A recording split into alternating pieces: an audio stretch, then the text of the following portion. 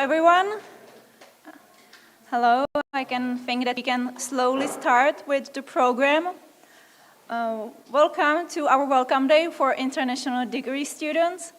I especially welcome you who are here in person, and I also want to say hello to those who are watching us online, because the event is fully broadcasted on YouTube channel of Charles University. My name is Susanna, and I am your moderator for today. I work as an international student advisor at CU Point, Charles University.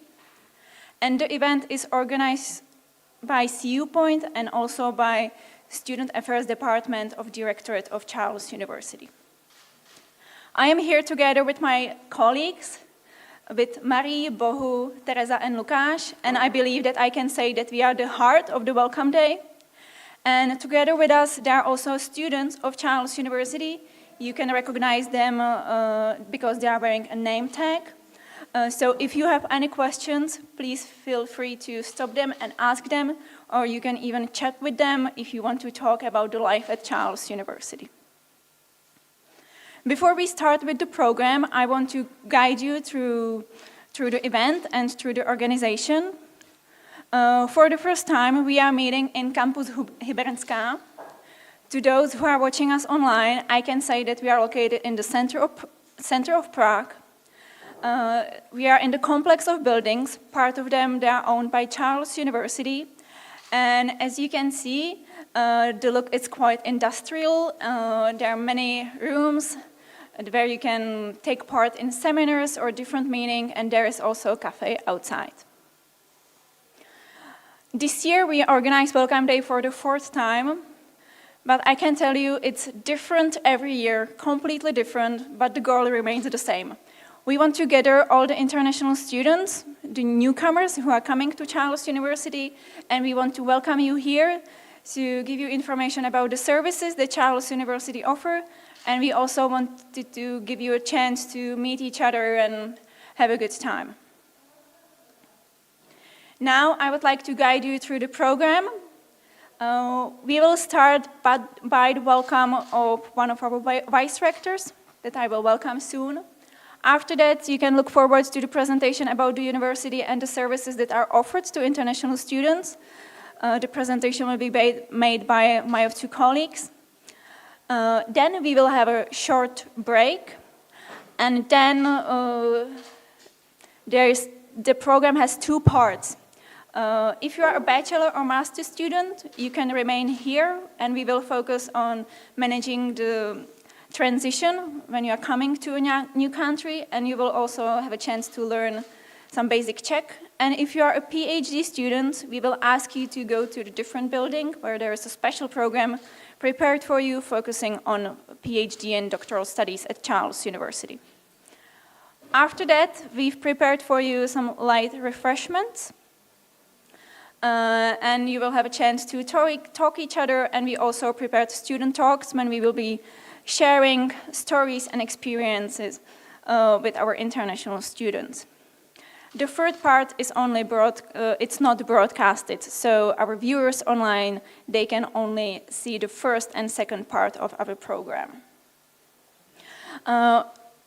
At the entrance, you also received a coupon voucher for a free drink, so feel free to use it from 6 p.m. downstairs. And during the break and later, we also have the light refreshments, coffee and drinks for you prepared, so feel free to take it. If you have any questions, here you can ask us during the breaks or even afterwards in the evening.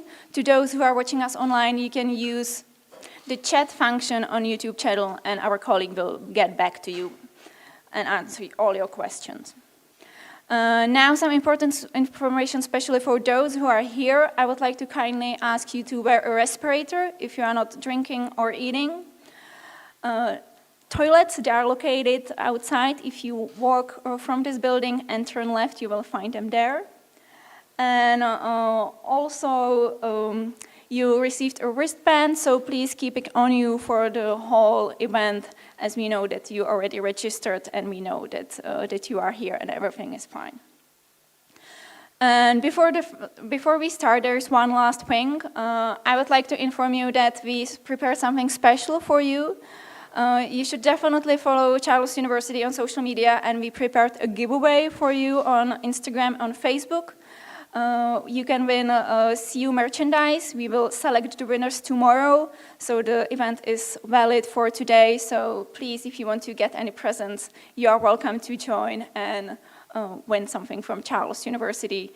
I think that it's a nice to have when you are starting your studies here at Charles University. And now I would finally like to welcome the Vice Rector for European Affairs, Professor Lenka Rovná, and I give her the floor. Thank you.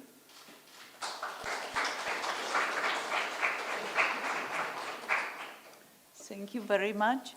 Dear students, dear colleagues, I have a pleasure to welcome you here at Charles University on behalf of the Rector of Charles University, Professor Tomáš Zima, and his team.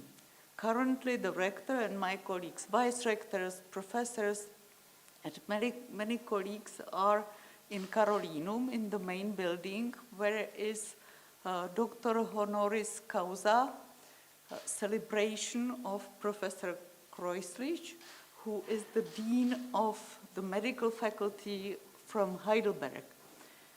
But I would like to go back to Charles University. I am sure that you know that Charles University was founded in 1348 by Czech king and Charles IV, who was also the emperor of Holy Roman Empire. And when Charles University was founded, at that time we had 4 faculties. Faculty of Theology, because the permission for establishing the university was given by the Pope, Clement VII, who previously used to be a teacher of Charles IV when he was small and living in Paris. Then it was Faculty of Medicine, Law and Arts. Currently, as you know, Charles University has got 17 faculties, and you are representing many of them. I think students from yesterday, from my class, and from Faculty of Social Sciences. I would like to concentrate on 2 legacies of Charles IV, which I think we are still preserving, and I think this is essential. One legacy is freedom, independence, and the other one is internationalization. Because at the time of Charles IV, he wanted universities how they were in other European countries, and the model was given by Sorbonne in Paris or Bologna to be independent, because it is necessary for research and for the development, free thinking, free movement of knowledge, of ideas. And how he did that? He gave the university sources. So university was given some farmland and some villages. So the revenue from these villages was then financing the university. And there were also, what I said, essential academic freedoms. There were bumpy times at the history of Charles University. We know the period when university was closed under the Nazi occupation, or the freedoms were limited under communist regime. But now, after Velvet Revolution, after the fall of communism, university is again independent, and you can see that from the way how university is governed, because it is academic senate who has got essential say, and the senate, which is composed by approximately 70 persons, or 70, they are elected. Half of them are students, half of them are academics, and they are elected from the staff and the students at all faculties. And then they are electing the rector. We will have in some 15, 16 days elections of a new rector, and so the academic will play a central role again. Then, of course, university is getting some financial support from the state, but it is only on the basis of merit, not on the basis of ideas circled. So it is one thing, academic freedom. And some 2 weeks ago, we'd had here our colleagues from European university associations, such as European University Association, EUA, which is the largest in Europe, with more than 1,000 member universities, or the most prestigious research association, LERU, Coimbra Group, where are the oldest universities of Europe, or UNICA, where are universities from capitals. And they signed, together with the rector of Charles University, a Prague Declaration about academic freedoms, because we see that this is not only outside Europe, but even in European countries, that we see academic freedoms under the threat. And the other story is about internationalization, because if we look at Europe at the times of Charles University, so students were going from one university to the other. They studied something in Bologna, Montpellier, medicine, or Paris, Charles University in Prague. So this is where we are going back. So if you look at the idea of Erasmus program or studying abroad programs, so they are in fact copying or somehow copying what we had here before. So for Charles University, internationalization is essential because we think that this is how we can enrich our knowledge, how you coming here can know more about university culture, and that this is very fruitful, this exchange of cultures, opinions, and that it is the precondition for growth and development. I am also responsible for the idea and also realization of European University Alliances. This is, it was the idea of President Macron in 2017 when he came with this idea of European University Alliances, what I am comparing to European integration at smaller level, at the level of universities, that groups of universities from Europe, that they unite forces, that they closely cooperate and sort of merge their governance, study programs, research. So Charles University was very proud to be selected in the first round, and our Alliance for EU Plus is composed by Charles University, Sorbonne, Heidelberg, Milano, Copenhagen, and Warsaw universities.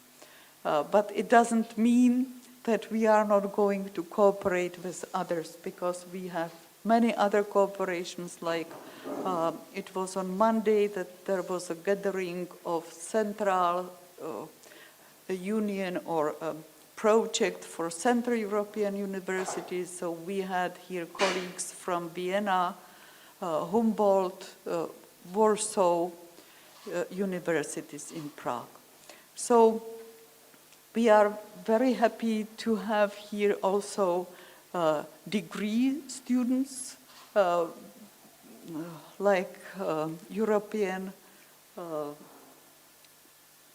Society and Politics program, which I helped to establish at the Faculty of Social Sciences together with our colleagues from Europeum. It means Krakow, Jagiellonian University, Pompeu Fabra, and Leiden. And there are many other programs at other faculties, so you are very welcomed. Please feel here like home, enjoy your stay, learn a lot. Hopefully it will be much freer than it was 1.5 years ago and during that pre-period. And remember, we are here to help you. So my colleagues at the rectorate, at the faculties, so have a wonderful and enjoyable and fruitful time. So thank you.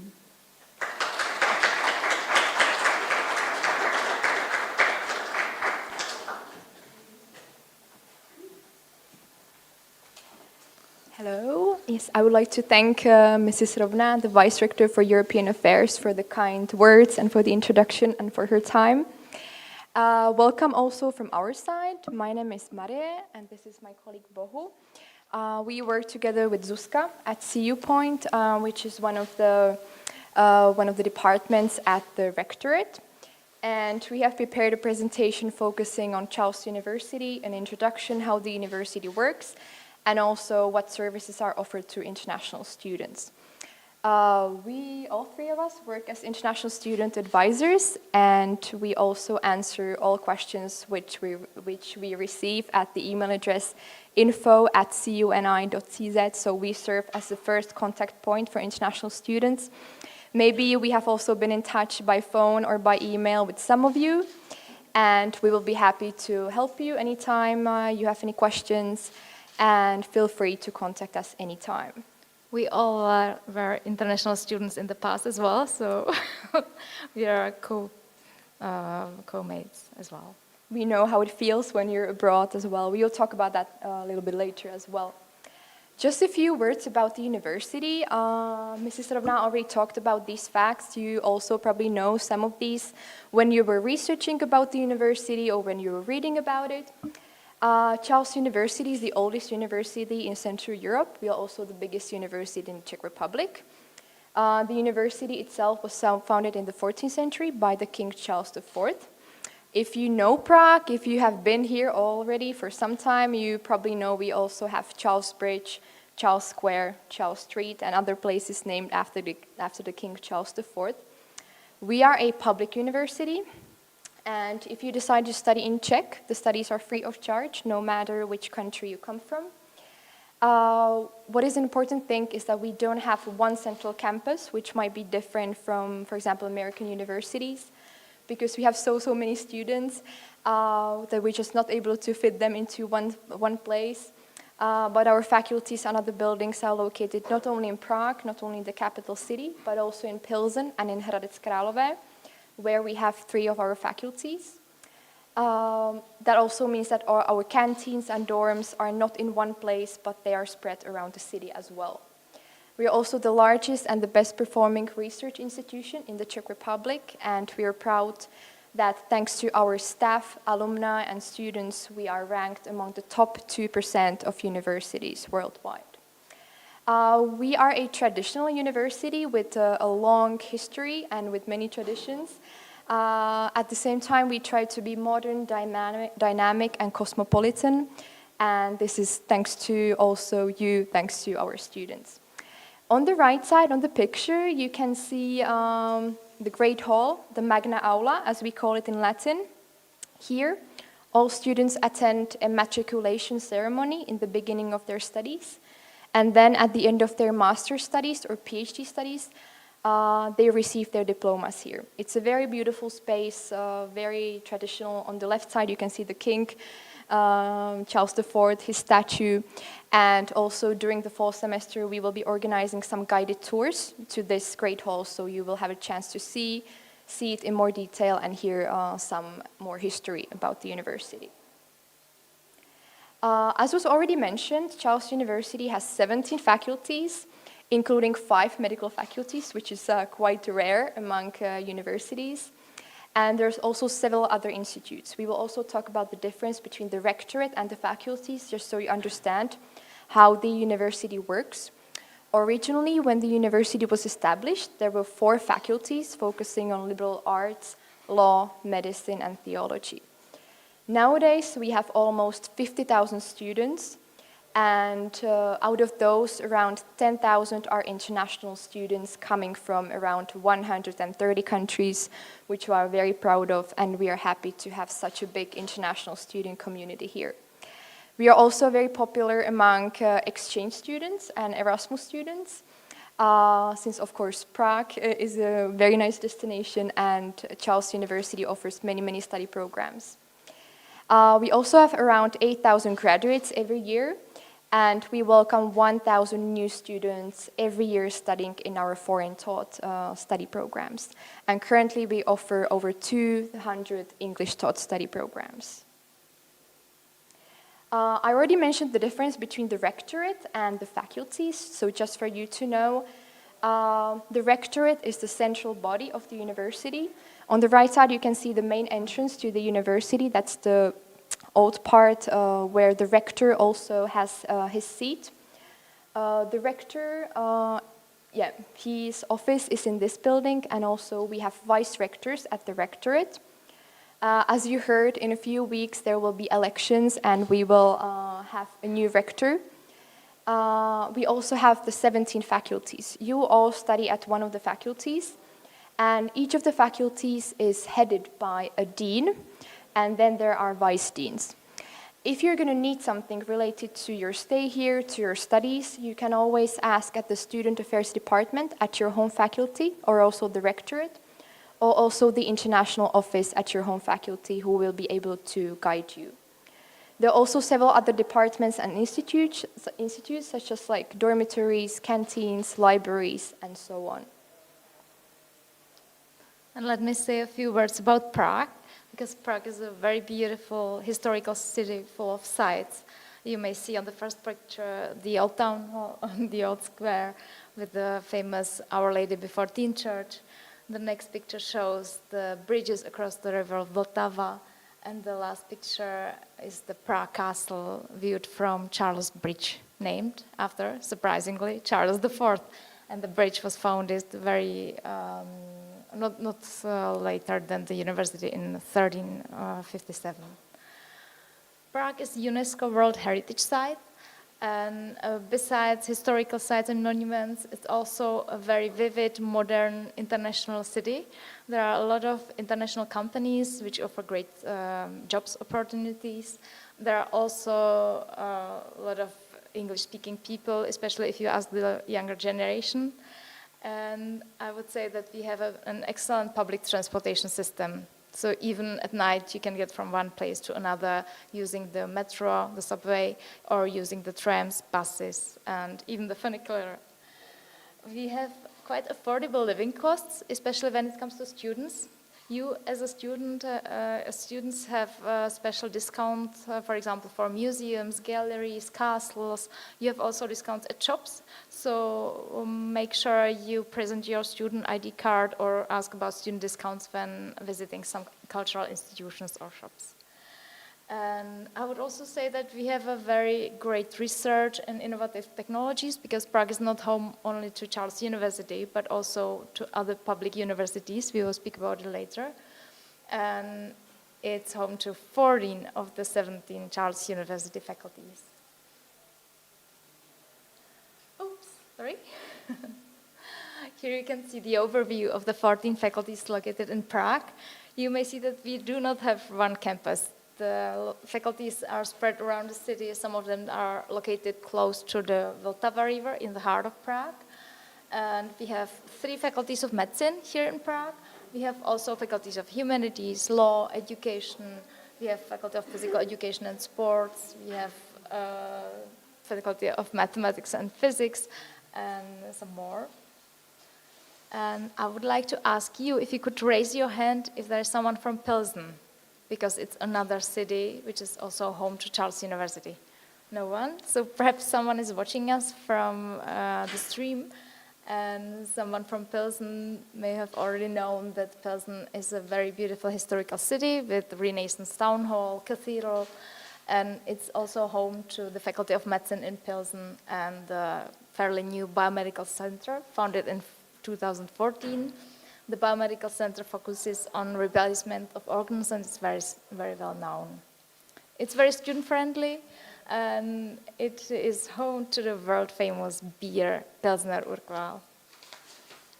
And then Charles University also sits in another town called Hradec Králové, located northeast, about 1 hour driving from Prague. It's a university city. Besides Charles University, there are other institutions of higher education as well. And it's seat of 2 CU faculties, Faculty of Medicine in Hradec Králové and Faculty of Pharmacy. And here, just for a quick overview, here are the approximate living costs. The slide is from last year, and it's like average living expense you may encounter. I would like to highlight that for public transportation, for example, students have a great discount prices. And also when it comes to the cultural institutions that I have already mentioned, it's quite affordable, and I think the prices for accommodation and meals are quite reasonable. And actually also the public transportation ticket, the price was even lower this year for students, so it's even cheaper. Great offer. Here you can see some of our dormitories. Charles University has several dormitories spread around the city of Prague, located on the suburbs as well as in the city center. And of course the price depends whether you have a single room, double, shared bathroom, and so on. And one recommendation for you, if you would like to extend your dormitory contract for summer or for the following year, please do so in advance, because the places are very quickly booked. And as for the canteens, I haven't mentioned yet that Charles University has a lot of canteens located either at the dormitories or at the faculties and in surroundings. I think the meal is very cheap in the student canteen for you as a student. Always present your student card. You can get a student card like this, greenish color, I think. And for this card, you can also upload your money on the card and pay cashless if you want to in the student canteens. And let's talk about study abroad.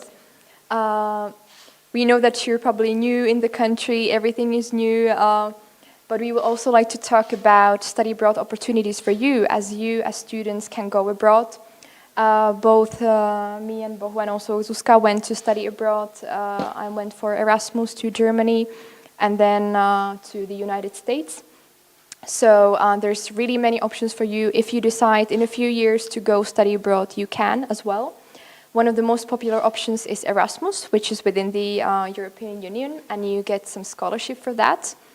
We also have university agreements that you can use around the world, faculty agreements, and there's also an option to go through international agreements or other programs such as summer schools and other private.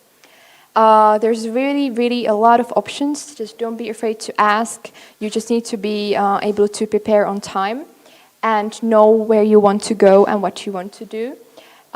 If you would like to go to a destination that we do not have an agreement with, it's also possible. You can go as a free mover.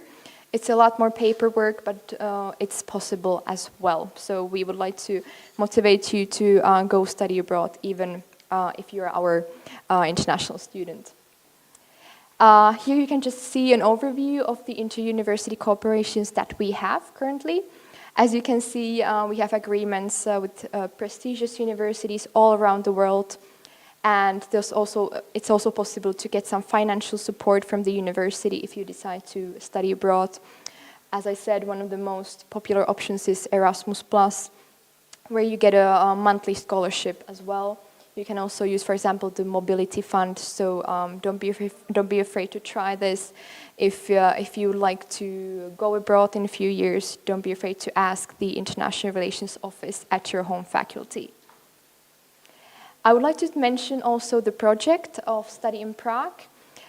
It's actually a group or a consortium of 7 public universities in Prague that we cooperate very closely with. You can also see the website www.studyinprague.cz. It's not useful only for applicants, but also for current students. You can find information about accommodation, for example, living costs, visa, healthcare, and much more. And together with the 6 other universities, we cooperate together. We try to promote Prague as a nice study destination for students. We also go abroad to promote our universities. Now all the events are taking place online, but we really hope that soon we will be again able to meet students and applicants face to face, not only here in the Czech Republic, but also abroad. Here we have prepared some interesting facts for you that you perhaps didn't know about the university. Last year, Charles University was ranked the best Czech university by the prestigious academic rankings of world universities. We are very proud of that. Out of the 17 faculties, our youngest faculty is the Faculty of Humanities, which was established 21 years ago. We also have our own printed magazine, and it's also in an online version available called Forum. Among the events, many events take place on the faculty level. So we recommend ask your classmates, older classmates, ask our colleagues at the faculties what's going on. But I would like to mention, for example, the Rector's Sports Day, which is a traditional event taking place always in May before the exam period. It's a day when you don't have to go to school, but you can go have fun with your classmates, do some sports. We also have a hockey battle with other universities in Prague. There's also Charles University Ball. I would really recommend visiting this if you're not, for example, from Europe, from Central Europe, where we have a pretty long tradition of doing ball dancing. It's a very nice event where you can dress nicely. We have the rector there, vice rectors, and students from all faculties. Also, the bigger faculties mostly organize their own balls, so that's also a chance for you to visit a ball organized by your home faculty. We also have events for our alumni, Czech alumni, but also international alumni, a Christmas meeting, and much, much more. We also have a CU alumni club, which is guided and led by our colleague from CU Point. And as was already mentioned by Mrs. Rovna in the introduction, we have many memberships in prestigious alliances with other universities. One of them is, for example, 4EU Plus Alliance, which gathers 6 European universities. And through this alliance, there's more options to go study abroad as well. You can join online courses from other universities and many other. If you're looking for some books for your studies or for some English language books, you're welcome to visit the Carolinum bookstore, which is located, it's our university bookstore. It's located in Celetná Street, just next to the Old Town Square. And with the student card, you also have a discount there. And we would also recommend you to visit an exhibition about the CU history, which is located at the Rectorate. It's free of charge and mostly open every day.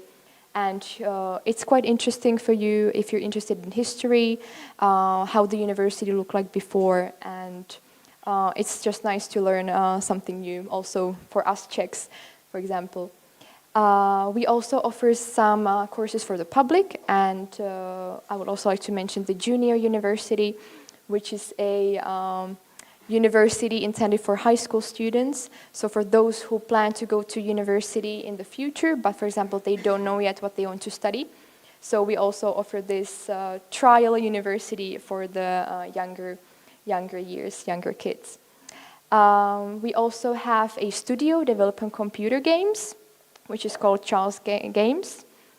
And we also have our own university beer, prepared by our Faculty of Mathematics and Physics. It's called Pěkný číslo.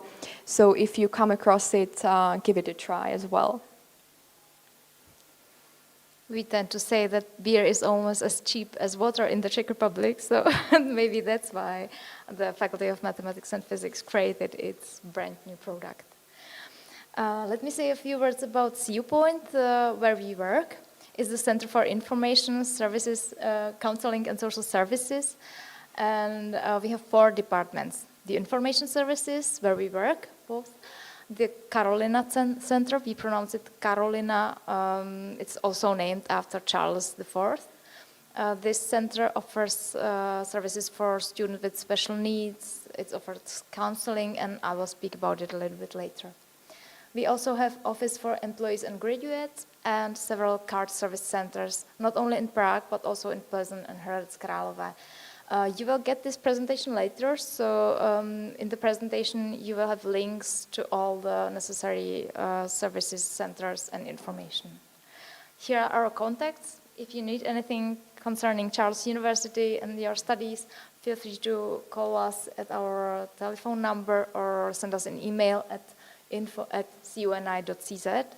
Info standing for information, CUNI standing for Charles University, CZ is common abbreviation for Czech Republic. And you can also follow us on Facebook and visit our webpage if you want to. Have a look also on the student card on the left. It's handsome Charles IV, and you have already probably gotten your student ID card. If not, please do so. It's very useful for your studies. It grants access for libraries, for the cafeterias, canteens, and so on. And then this is our place where we are located in Celetná 13th Street, not far away from here, about 5-minute walk. And we offer services and information not only for Charles University students, but also for graduates, staff, and applicants. And what exactly do we do? So a few information.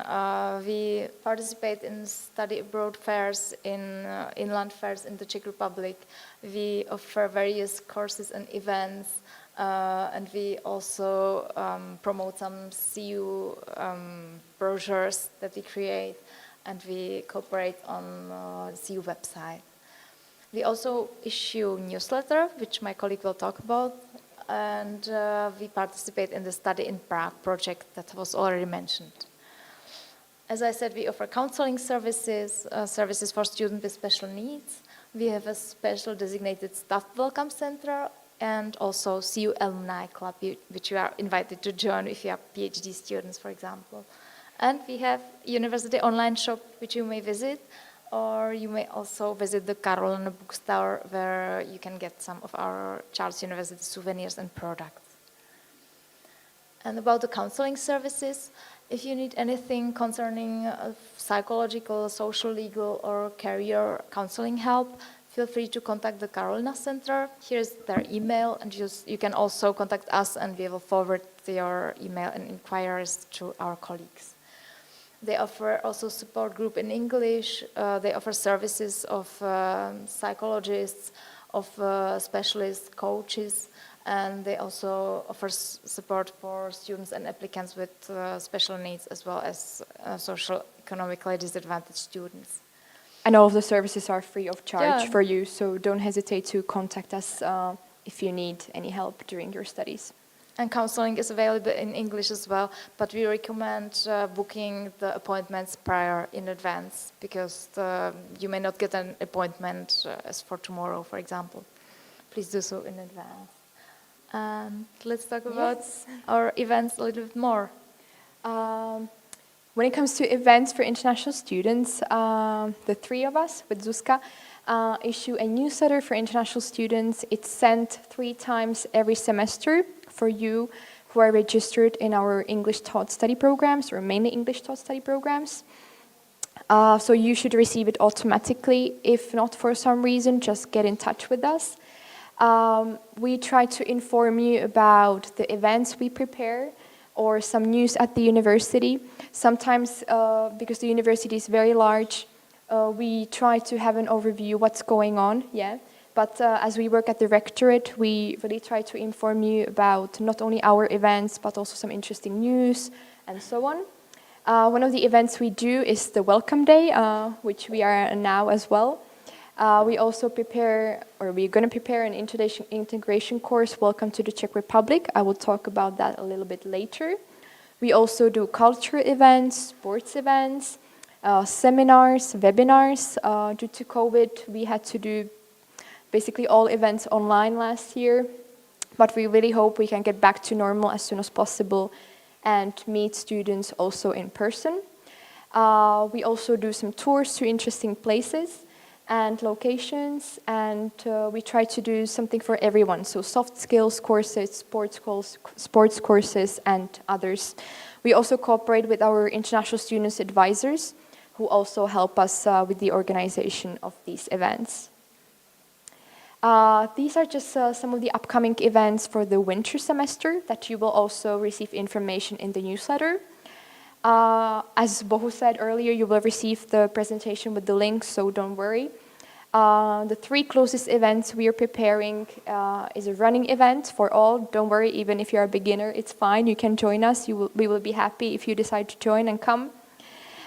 We have also prepared a webinar, Working While Studying, where you will learn what are the conditions for you as an employer, what are the different types of agreements, how can you work as an international student in the Czech Republic, and so on. The webinar is going to be led by our colleague from the Faculty of Law, who also teaches Erasmus students. You can also join us in November for the integration course, which is going to be online. Welcome to the Czech Republic. This is especially for those of you who come from non-EU countries, and we will talk about housing, visa issues, all the practical stuff that you need to know and need to remember when you're staying in the Czech Republic. Among the other courses we are preparing, you can see, for example, mindfulness, writing skills, Carolinum guided tours, healthy nutrition. So welcome. We'll be happy to see you in person or at least online. I would also like to talk about Science Slam. Maybe you've heard of this. It's a traditional stand-up comedy for young scientists where you can introduce your work, thesis, or another project that you've been working on in an entertaining way to the public. Doesn't matter if you study law, medicine, humanities, but it's more about popularization of science and research. And through Science Slam, students present their academic and research projects. You can either do this alone or with a buddy, with your friend, with your colleague. You can also do this in Czech, Slovak, or English. And it's a competition, and you may use some aids or props, but it is not possible to use some audiovisual technology. So if this sounds something that would be interesting for you, you're welcome to join. It's a great chance to improve your presentation skills, try something new as well. You can see for more information the website of Science Slam that you can see here. You can also have a look at how Science Slam looks like in a video where we have the winner from last year. It's actually quite interesting because sometimes the topics are very specific, but even though if you don't know much, for example, about biology, you can learn something very interesting in a funny, entertaining way. And if you're interested in this, you can register by October 27th, and then the competition itself is going to take place on November 1st. But you can, of course, join later as well when you are here for a longer time and get acquainted with the university and so on. So it's not a problem to join later as well. Of course, the university is not only about studies, but also about student life. And there's a lot going on at the individual faculties. Yeah? The student associations are run by the active students at the faculties. So don't hesitate to ask your older classmates which associations you can join. And here I would just like to mention, for example, the hockey battle, which again I mentioned is a battle between the Prague universities. Charles University has been winning it several times, and we are proud of that. That we have also successful sportsmen among other students. We also won in a rowing competition against other universities. Here you can see on the right side there's a photo from a concert at the Faculty of Law in the great atrium on the ground floor. And here on the left side there's a photo from a concert from the student club, which is located underground also on the Teletná street. At Charles University we also have ESN, which is the Erasmus Student Network. It's intended primarily for Erasmus students who come here to study for a semester or for 2. But you're, of course, welcome to join their events as well to meet other international students. For example, also those who come here only for a semester. Here are some more pictures. There are also, for example, option to join a language tandem. So if you become familiar with some Czech students at your classes or at your faculty, many of them, for example, would like to learn a foreign language. So, for example, if you're a native speaker of Italian, French, Spanish, and you would like to learn Czech, it's a great chance to connect with other Czech students, and teach yourselves your native language, and then you can learn Czech.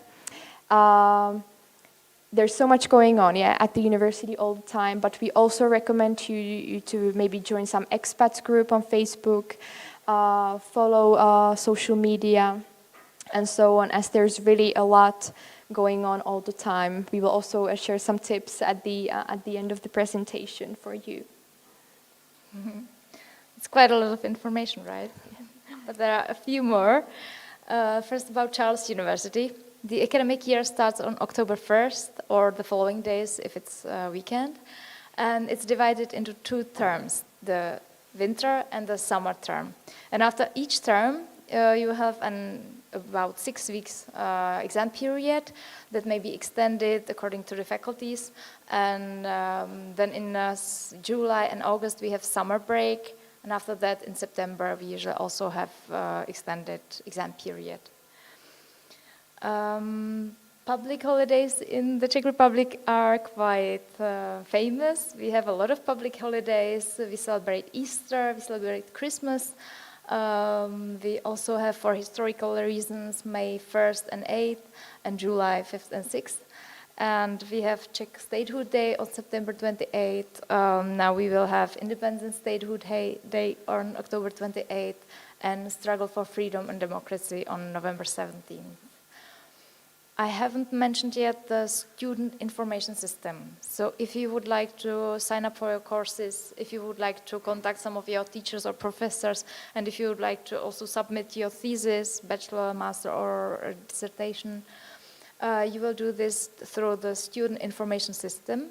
We abbreviate it as SIS in Czech, and you will find the link to the student information system on the main website of Charles University.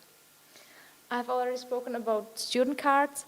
So according to your studies, full-time, combined studies, and so on, you will get your student card, and you may opt either for a basic student card, which is free of charge, or you may choose to buy ISIC license for 230 crowns, I think, and this license has to be renewed each year. The basic card is perfectly fine if you just need to use your card for cafeterias, canteens, and for libraries, and also for the public transportation system. And if you opt for the ISIC license, you will get special discount to shops and museums, galleries, and so on. So it's up to you. The student cards are issued in card service centers. I've already told you that we have several of them. Each of them has opening hours at different times. So please check the website of the card service centers if you haven't gotten your student card yet. And they will be ready to help you. They also speak in English, and all you need is your passport and a faculty confirmation. The student card will entitle you to several student discounts organized by Charles University, and also to other discounts which are provided based on your student status. And one of the discount is a 50% off for national theater performances, ballet, opera, or drama, as you wish. Charles University also prepared a few adaptation and integration videos for you, for first-year students, for newcomers to Charles University from abroad. And they are focusing on PhD studies, on the student information system, on well-being of students, and much more. You will get the presentation, and also you will be able to reach to the adaptation and integration courses via the link provided in the presentation afterwards. My colleague has already spoken about culture and sports. I think Charles University has a lot of sport facilities. Each faculty has its own, and you can also have the shared ones. We have a lot of CU associations, clubs, and societies. So please ask at your faculty which ones are English speaking, and feel free to join any of your interests. For example, the choir and orchestra, or some sport clubs, because this is where the friendships began. A few useful tips about the Czech Republic. Czech Republic has several NGOs, non-governmental organizations, that will provide services free of charge, and they are English speaking as well as in other languages. To some extent, they also offer integration courses for foreigners. They will give you information on visa legislation, housing, on employment, healthcare, and business as well. If you join our integration course, which my colleague has already mentioned, you will get the information tailor-made for students. But these general integration videos and integration courses, they are online as well as in person. They are available for all public and especially for third country nationals. The NGOs also provide language courses, which may be for zero or very small fees. So I recommend you, if you would like to live the life fully in the Czech Republic, to learn at least basic Czech. And you may also opt for the language courses provided by the Institute of Language and Preparatory Studies affiliated to Charles University. Of course, also your home faculties probably offer some courses. If you're medical students, you will have some compulsory Czech courses, but most of the faculties also offer some voluntary Czech courses as well. Czech for beginners and so on. As for COVID-19 measures, if you have any concerns regarding your vaccination or vaccination options perhaps, if you have any issues about the test centers and about the current measures, feel free to call the international hotline 1221 and the English-speaking operators will give you detailed information. You may also follow your university and faculty website for more information, and you may also ask about the current measures at your home faculty. I don't go into detail regarding health, but in general, Czech people visit general practitioners, and from these doctors we get referrals to specialists, such as dentists, for example, or dentists you may visit even without referral, but if you need special treatments, please go to the GP recommended by your faculty or university, and they will give you further referrals. If it's, of course, an emergency, then you can go directly to the hospital. Hospitals, yeah, to ERs, emergency rooms. They offer services, actually, based on your insurance contract. You may visit any GP and any hospital if it's life-threatening situation. They will provide the services for you and necessary treatments, of course. As of August, all newcoming students to Charles University and other universities as well are obliged to have the compulsory insurance by one of the insurance companies called PVZP. The abbreviation stands for its Czech name. And if it's a real emergency situation, you may also call emergency number 112. It stands for ambulance, for firemen, and as well as for police. So the English-speaking operators will give you all details on how to proceed in emergency situations. You may also opt for the Czech numbers that we usually call 150 stands for fire brigade, 0 like nothing left after the fire, so we remember this for firemen. 155 standing for ambulance, and 158 standing for the chains from handcuffs from the police. So you may also opt for these numbers, but if you want to make sure you reach English-speaking staff, please call 112, and you don't have to remember which one you need, police, ambulance, or fireman. It's within Europe. Yeah, I think, it's European international number. Mm-hmm. Yeah. We have already spoken about public transportation system and your student discount for public transportation system in Prague, especially.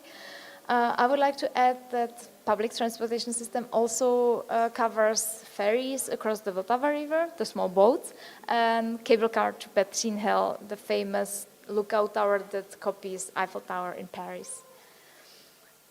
A few tips from us as locals, nothing formal. We would like to just inform you that we have rich cultural heritage, a lot of castles and chateaus, castles on the tops of the mountains, at the lakes, and everywhere castles. There are more than 200 in our country. Most of them, the public ones, for example, or even some of the private ones, are open to public, and you are welcome to visit them during their opening hours for quite reasonable fee. One rule to remember if you are staying in the Czech Republic: please always arrive in time.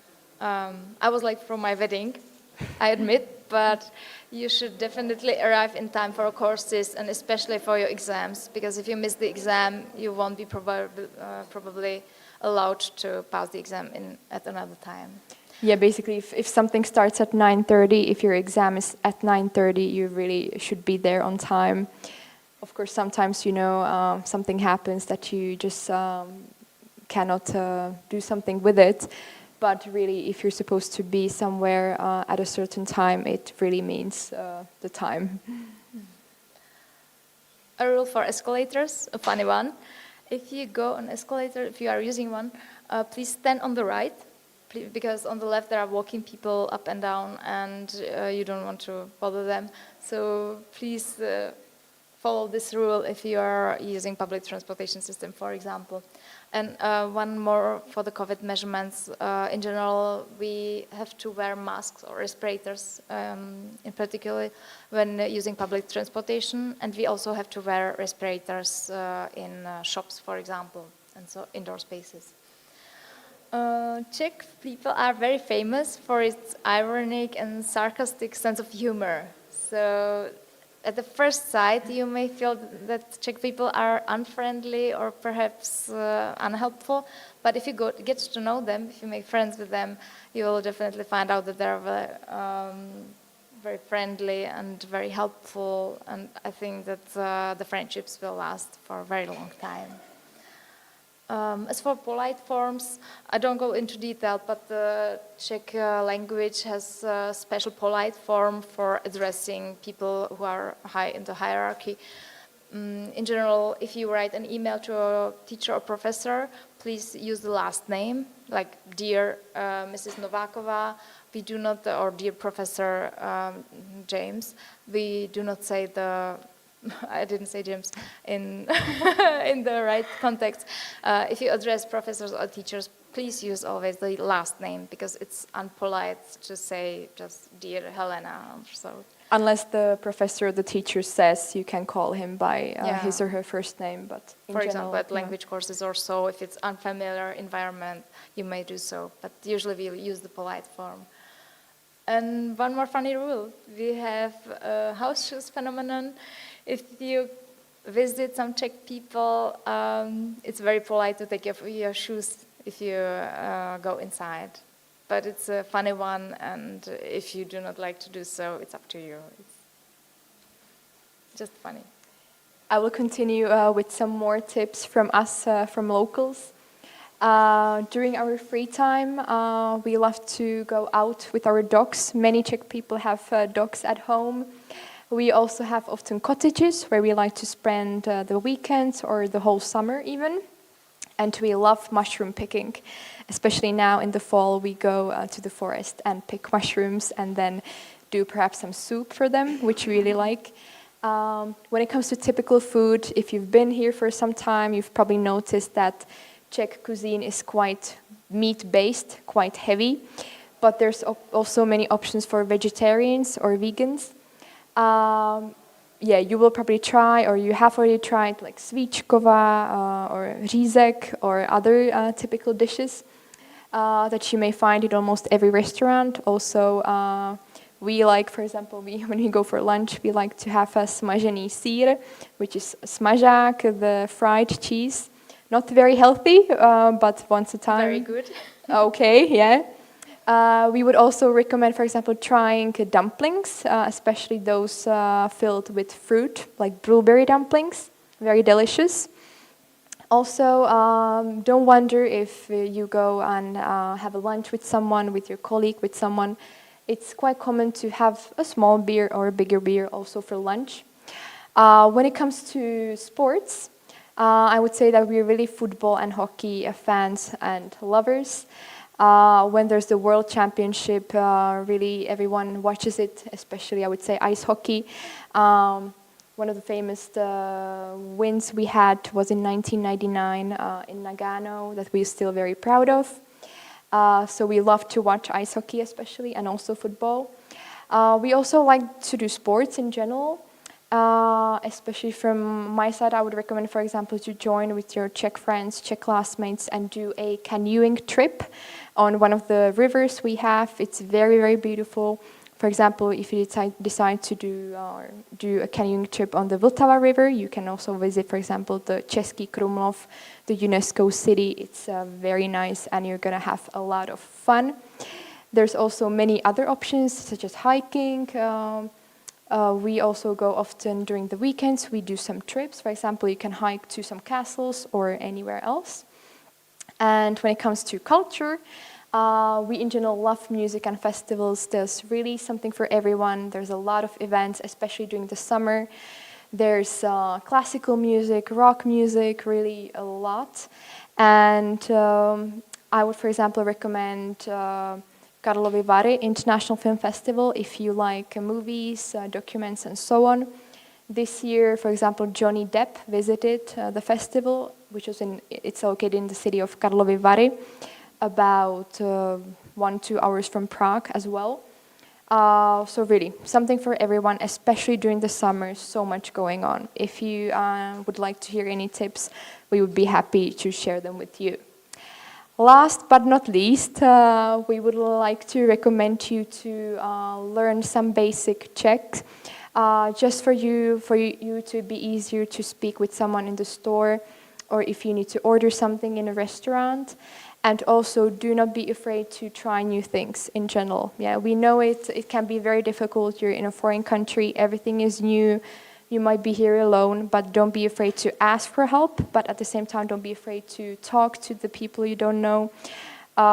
We were also studying abroad, so we know how it feels to be somewhere left pretty much alone, at least from the beginning. But there's always a way out. And as we said, if you need some help, don't be afraid to ask for it. Yeah, I would add, do not be afraid to start a communication, because Czech people from themselves, they may be unfriendly at the first sight, but if you start a conversation, if you avoid all misunderstandings and ask about what you need, ask about your studies of your faculty, it's very, very helpful. Also, in the beginning, we mentioned that there's a giveaway going on our social media, so don't hesitate to take part. You will find more information directly on the social media channels. Here you have the profiles. We have a profile on Facebook as well as Instagram, Twitter, and LinkedIn. The competition or the giveaway is going primarily on Facebook and Instagram. Also, we try to inform you about the events and what's going on at the university through these channels as well. I know a lot of information in a short time, but we would like to thank you for your attention. This was just like a brief overview of the university, what's going on, what services are offered for you, some culture tips from our side. And we will have about a 15-minute break now. If you are a bachelor or master year student, please stay here with us afterwards. Go have some drinks, go to the toilet. And then please come back here. If you are a PhD student, please go downstairs and follow the signs to the building D, which is on the opposite side, as there's a special program for you. So now we will be divided into 2 groups.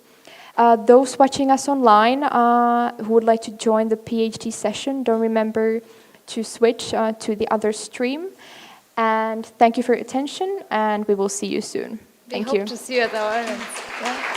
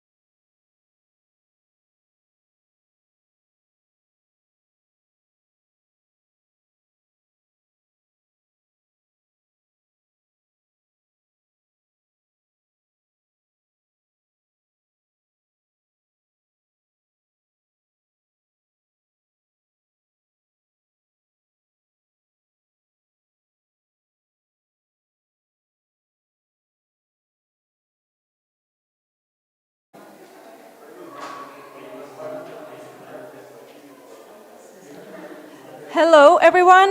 Welcome back. I know that people are coming in and out, and you are also watching us from your home.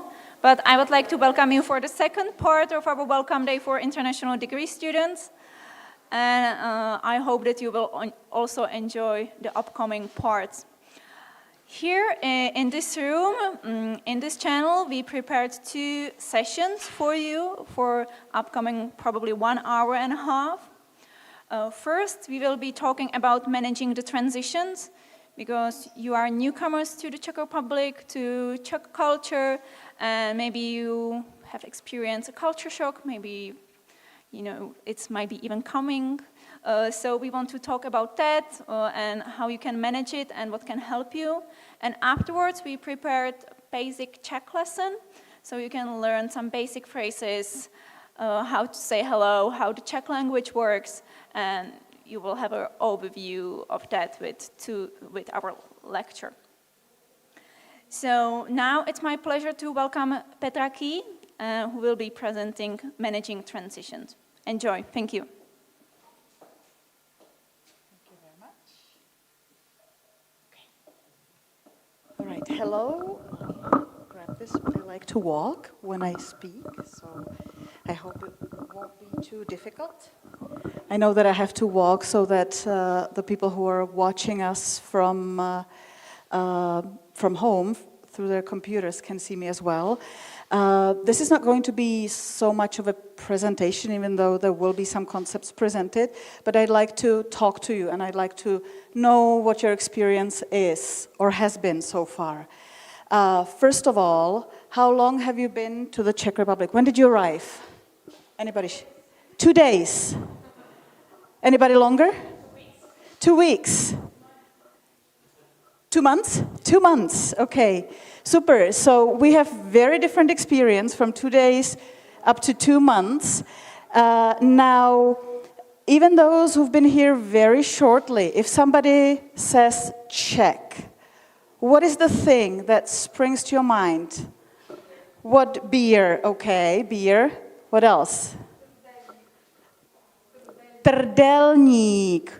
Trdelník, the Czech delicacy. For those who are watching us from home, something to look forward to in many different forms.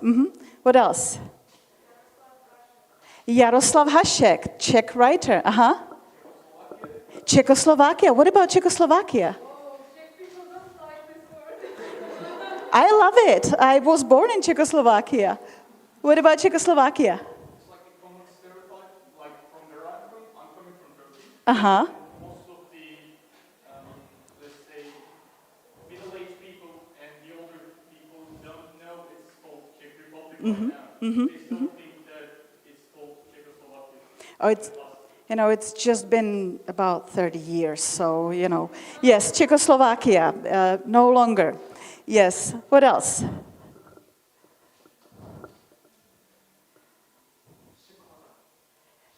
Škola, Czech word škola, for school, excellent, very good.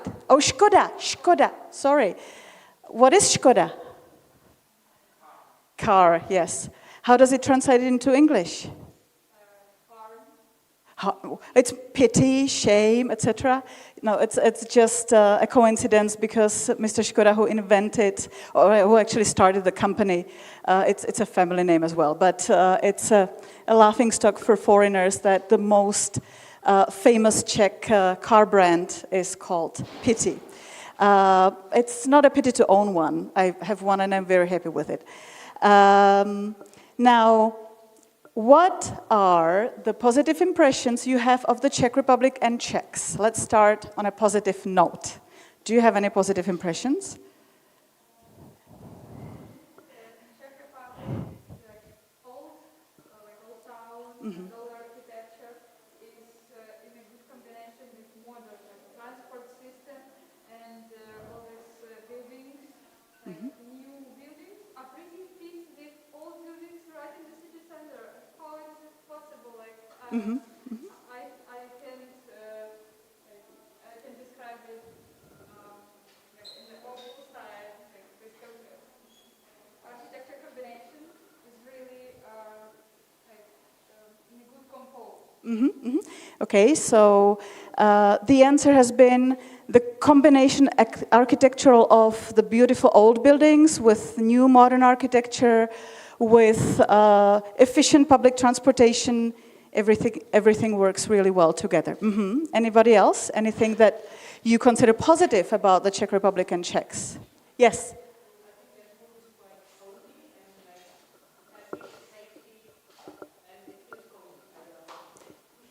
The country or homes?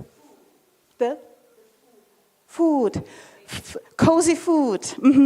Okay, yes. Something that fills you in and produces warmth for a long time. A bit heavy, that's why you need the beer to, help your body to digest it. Yes. What else? Anything else that you find that you like about Czechs and the Czech Republic? The Christmas market. Somebody who's been here before, because I haven't noticed any Christmas markets around yet. Okay. Anybody else? Burčák. What is burčák? Very young wine, sparkly, bubbly, sweet. Don't drink too much of it, okay? It hurts. And is there anything that puzzles you about Czechs and the Czech Republic? Something you don't understand, or you have noticed that may be uncomfortable for you, or can you think of anything? Not yet? Somebody who's been here for a while. Something that's different, you don't understand, you're not sure why it is the way it is. Yes? So I'm from Sweden. Uh-huh. We don't really have the second, first, like, formal, you speak to someone, it's not very formal. There's two teachers, stuff like that. We just say their first name, so that's different. Yes. So what's puzzling is the level of formality in communication. It's not just on the linguistic level. It's not just the second person plural, even when you talk to a single person, but there are many other things. Czechs like to use academic degrees to address themselves. So when I go to my doctor's, she would always call me Miss Magistra, which is the Czech master's degree, instead of saying actually my name. So that's it's something that people notice here. What else? Anything else? Anything that struck you? I noticed that even when outside is freezing, Czech people wear very light jackets, no scarf, no hat, and I'm like trying to put on as many layers as I can. Where are you from? Italy, okay. So the observation is that even when it's really cold, Czechs dress lightly. We don't wear scarves and hats, etc. It will come. This is an observation from an Italian. So a slightly warmer climate. Anything else? Yes. Socks and sandals. Yes. It's disappearing though. This used to be more commonplace in the 1990s, and a lot of jokes around it. Yes. What else? Okay, I just wanted you to start thinking about the Czech context, and whatever you observe, whatever you notice, whatever you see is usually something that differs from your background, from your home culture. You've been here for different lengths of time, so you have gone through different experiences. You have had different length of time to think about. Did I make the right decision to come here? Some of you have not even started thinking about it, but at some point a lot of you will. And it has to do with the fact that you are making a cultural transition from your culture into a different culture, into the Czech culture. And the transitions are of different forms. Before we move on and start talking about theoretical concepts and how it all works, what I would like you to do is to find somebody near you and discuss these questions. Which transitions have you experienced in your life? And I don't mean cultural transition. There are many types of transitions people have made in their life. When you go to elementary school, it's quite a shock, it's quite a transition. when you go to high school, university, if you have to move as part of your life, maybe something within the family. So these are all transitions that affect us, that we have to handle and deal with. So what I would like you to do, let's say 2-3 minutes, find somebody near you and talk about the transitions that you have experienced. How did the particular transition affect your life? In what respects? What did it do to you? How did you feel during this transition? And what helped you overcome the transition stress? Because most transitions are stressful. Even if you're looking forward to something, there is a bit of anxiety and you don't know really what's up ahead of you. So think about this. This is also a moment for you when you can actually talk to somebody that you might not know. So please take a few minutes, let's say 2 or 3, and think about a transition in your life, how it affected your life, how you felt, if you can remember it, and what helped you go through the transition, okay? And I'm not going to be talking into the computer, into the microphone for a while. Instead, I'll be kind of walking around and overhearing. But please, in pairs or small groups of 3, a few minutes, okay?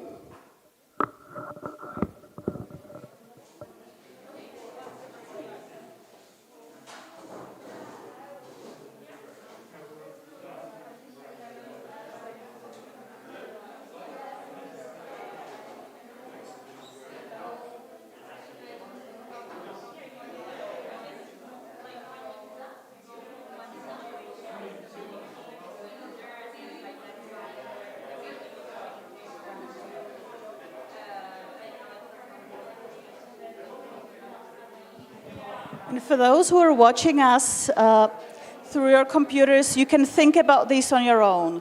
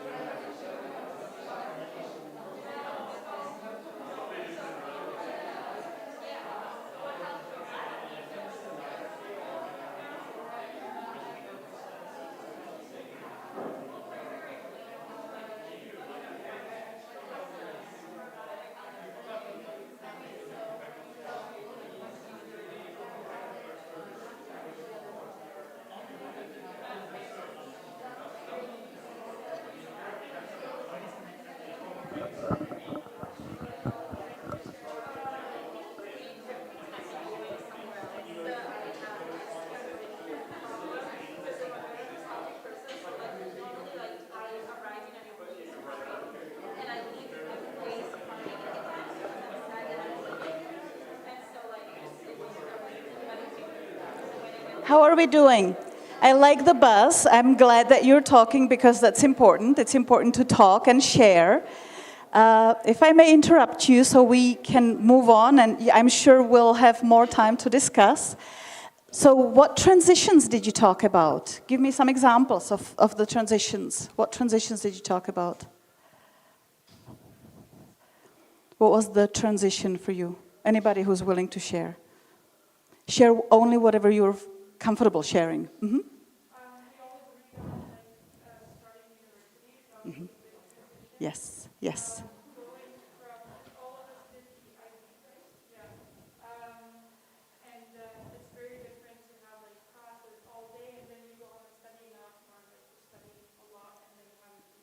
Mm-hmm, mm-hmm. So transition when you start studying at university is one example.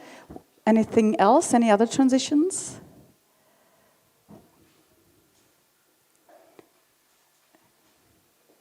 Anybody? How did the transition affect your life? Whatever transition it was, even if you were talking about something else. How did it affect your life? Mm-hmm. You need to accept it. Mm-hmm. You learn how to make decisions. Mm-hmm, mm-hmm. So it kind of pushed you to taking responsibility and making decisions instead of having somebody making decisions for you. Mm-hmm, mm-hmm, mm-hmm. What else?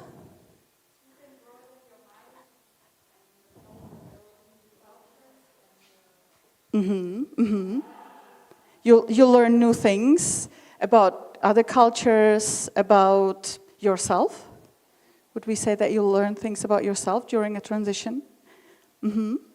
How did you feel during the transition? What were the feelings? Homesick. Mm-hmm. Any others? Stress? Anybody? Excitement? Maybe? Anxiety? Say it again. What was it? Mm-hmm, mm-hmm. Joy, happiness. Mm-hmm, mm-hmm. Yes, yes, absolutely. Now, to some extent, any transition is stressful.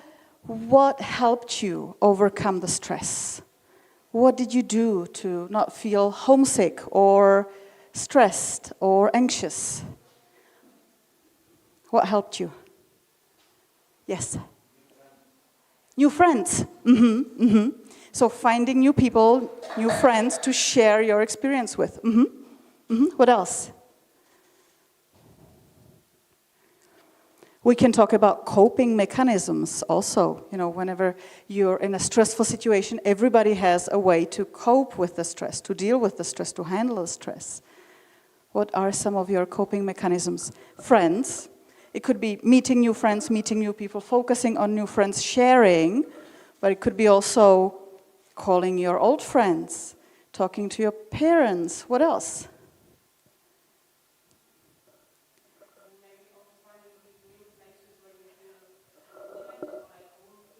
Uh-huh. Yes, yes.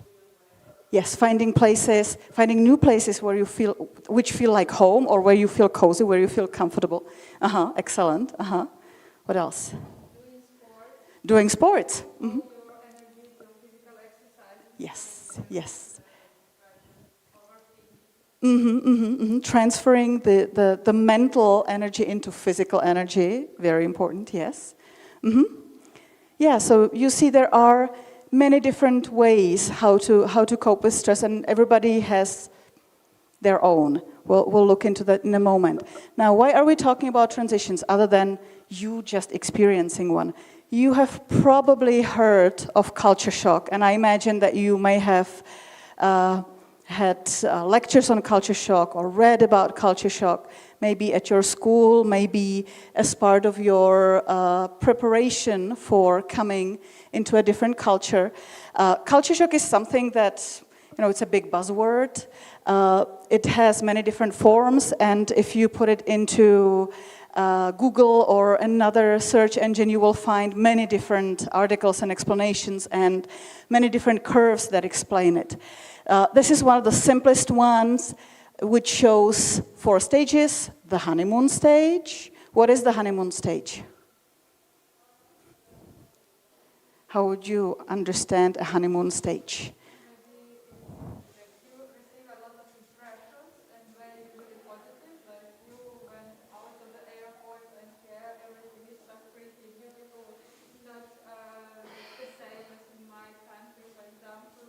And I don't know how people live here, so I think that they live here really good. Yes, And they yes. all are Sorry. smiling. I'm sorry, this is my alarm. I'm very sorry. I will turn it off right now.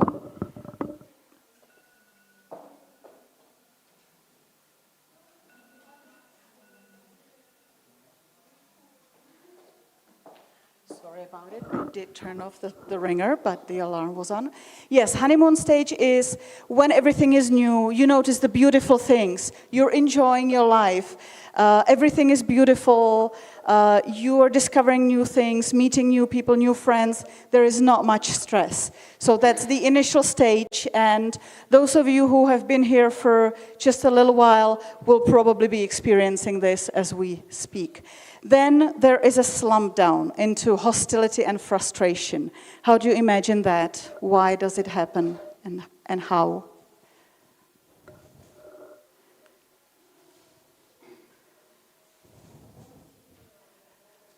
Yes, yes. New language, new culture, you're homesick. There are a lot of things you don't understand.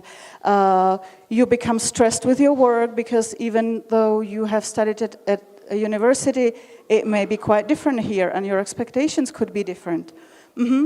So frustration, negative feelings, anxiety. And then you get used to the new environment, you start to understand what is going on and why, and you're moving through adjustment to adaptation. So this is just one of the curves. There are many other theories, and it's never a single curve. There are many different stages, and it's really not just one curve, but usually it's like oscillation. You have your happier moments and your moments when you're down. This is essentially the whole experience from the beginning all the way to coming back. You're here to study for multiple semesters, so the re-entry culture shock and re-socialization stage is something that is way ahead of you.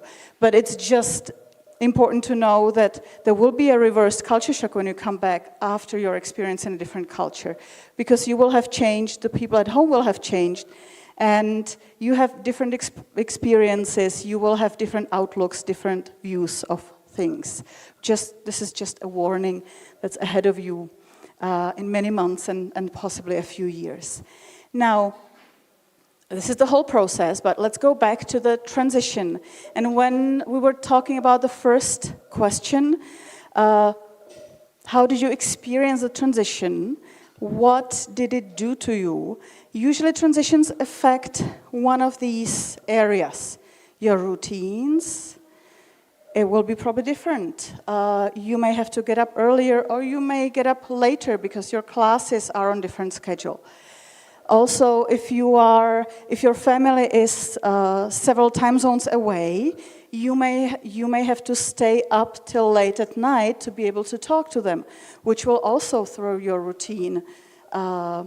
Reactions to you will be different. You will have reactions to the reality around you, so that's another area. Roles. We all take on different roles throughout our lives, and this may change. If you were part of a sports team at home, you're not now. If you were a leader in a band, you're not anymore. So think about how the roles could change. Relationships. Relationships, long distance, more difficult to handle. Sometimes they endure, but they will definitely change. It may result in breakups. It's quite a normal thing to happen, just to be aware of all the things that are involved. Reflections about yourself. faced with a different culture, you start thinking about why is it that I am experiencing the things the way I am? How come that, at home, this is normal, this is common, but here it's considered different, strange, unusual, etc. So these are all the areas that transitions affect. And it's different for different people. So it depends on the culture you come from, but it also depends on you as individuals. So bear this in mind as you are going through this acculturation or getting used to the new culture, and think about, which of these 5 would be the one that will probably affect me most and why. Because we all know we've all come here with some excitement, but also with some nervousness or fears. So this is what transitions do to us. Now, Michael Page, an American interculturalist, came up because he worked with international students for many years, for decades. And he realized that there are things that start the stress, that there are different aspects that actually cause stress in a different culture. He calls these intensity factors, we can call them also stress factors. And again, they're different for different people. They depend on many things, one of the things being how different the two cultures are, your home culture and your host culture. The more differences, the more intensive your experience will be, the more challenged you will be. Ethnocentrism. Ethnocentrism means you are viewing the world around you through your cultural lens, through what you're used to, by seeing it with your culture's eyes. So the more ethnocentric your culture is, the more intensive the experience will be. But also the more ethnocentric the host culture is, the more stress it will cause you. Language. Language is a big factor, right? You're in Prague, your classes will be undoubtedly in English, all of them, and virtually everybody speaks some English to some extent. But you will be riding on a tram, and people will be looking at you and saying something in Czech, and you have no clue. You have no clue what they're saying. You are not used to the rhythm of the language, to the intonation, and because you don't know what's going on, you will feel threatened. It's quite normal. So language is a big intensity factor. Culture immersion, the more immersed you're in the culture, the greater the intensity.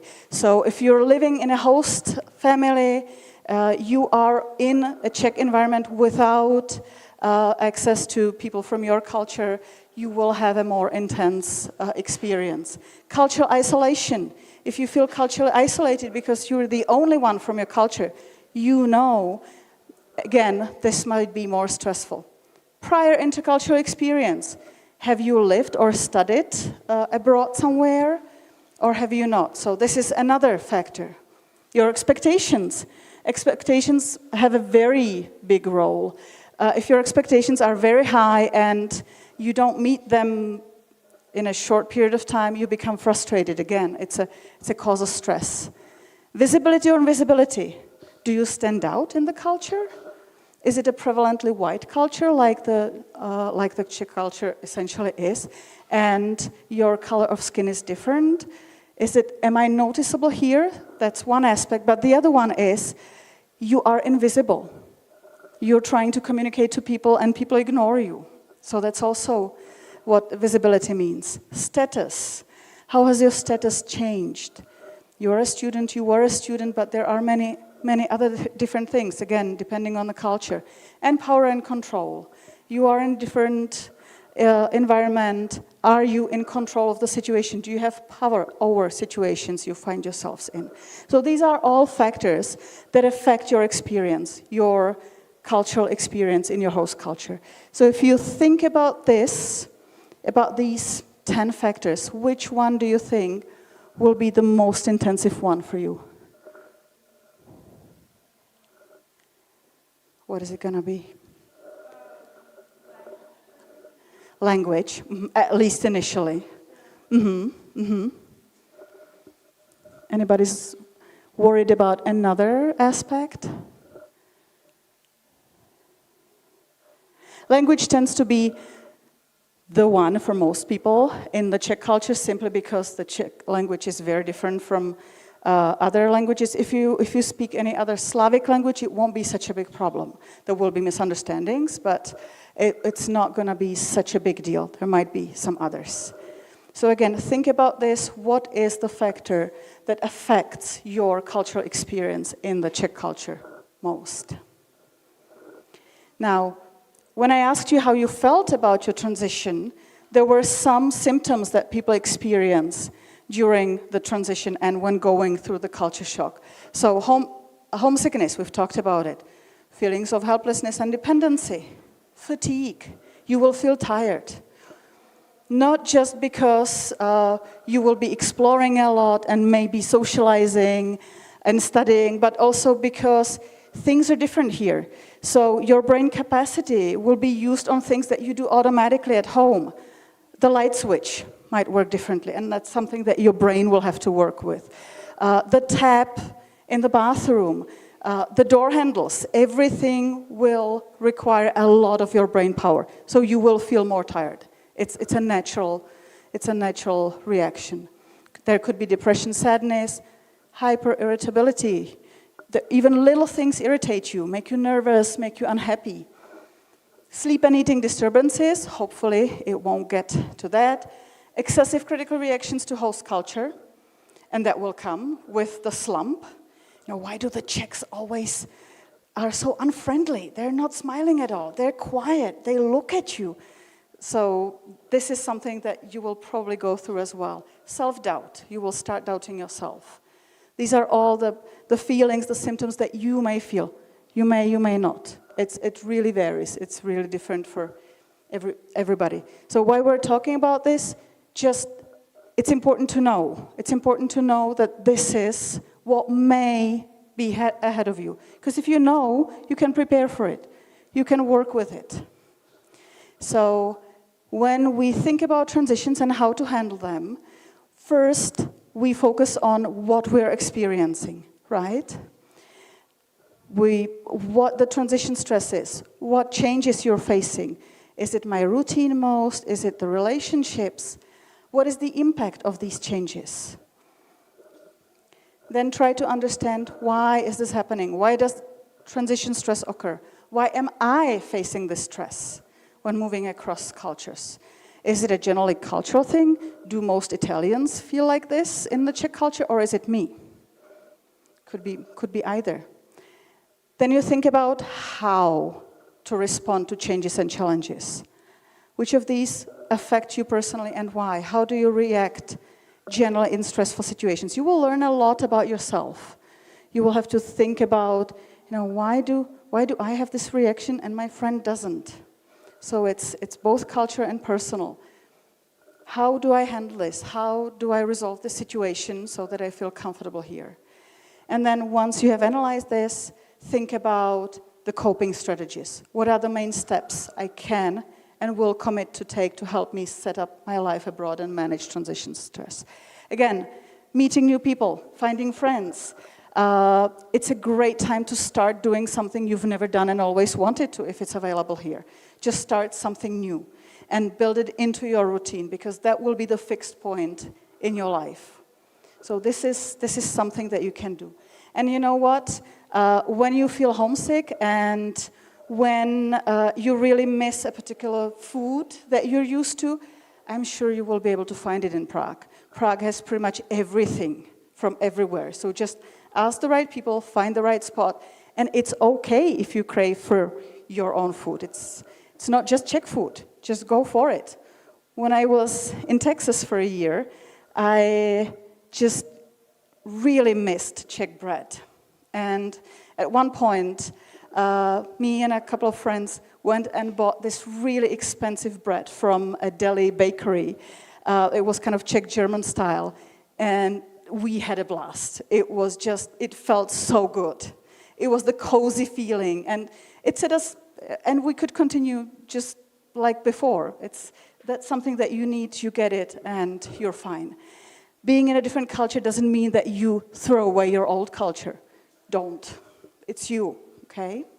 Accept it, accept that it will be challenged, accept that things from the Czech culture, there will be things that you will like and that you will adopt. So just work with it, think about how to deal with it. And just to conclude, some degree of shock, stress, is necessary for growth in general, and some degree of cultural shock is necessary for intercultural development and growth. You have probably seen the spheres with the comfort zone, the learning or stretch zone, and the biggest one is so-called panic zone. So it's good to get out of the comfort zone into the learning zone, but make sure that learning zone is good. It's a little nervous, it's exciting, but you can handle it, you're learning. Panic zone, you've gone too far. It inhibits you, you're no longer learning, you're shutting down. So also think about, I want to try this out. It's going to be maybe stressful, but I can handle it. It will be good in the end for me. It provides opportunities for learning, but it needs to be managed. You need to know how to manage it, how to not get into the panic zone. And what's really important is that there is no solution that would fit everybody. We're all different. There are different things that work for different people. So there is no one size fits all. Everybody's got it different. If you think that, after a few months that you haven't gone through culture shock or through the slump, you may not have mentally or intellectually, because you may have read about it, you may have thought about it, but your body will react anyway. I had a student who was really prepared before she came. She learned, she reflected, everything worked really well. And she complained in one of her reflection journals that she was ready for culture shock and it never came. And then a week later, she came and she said, I've been really sick. I got a cold and I'm not comfortable. And that was her culture shock. That was her body reaction. Because even though intellectually, mentally, she was suppressing it, her body did feel the stress. So it may have different forms. And I would like to finish with a quote by Peter Adler, who was one of the people who looked into culture shock as early as 1970s. And I really like it, because this is something that's most exciting about this whole experience. The transitional experience begins with the encounter of another culture and evolves into the encounter with self. Thank you very much. If anybody has any questions, I will be happy to answer them now or after the presentation, after the Czech language class section part, because language is the most stressful factor for most of you at this point. So it's time for me to give the floor to the Czech language expert.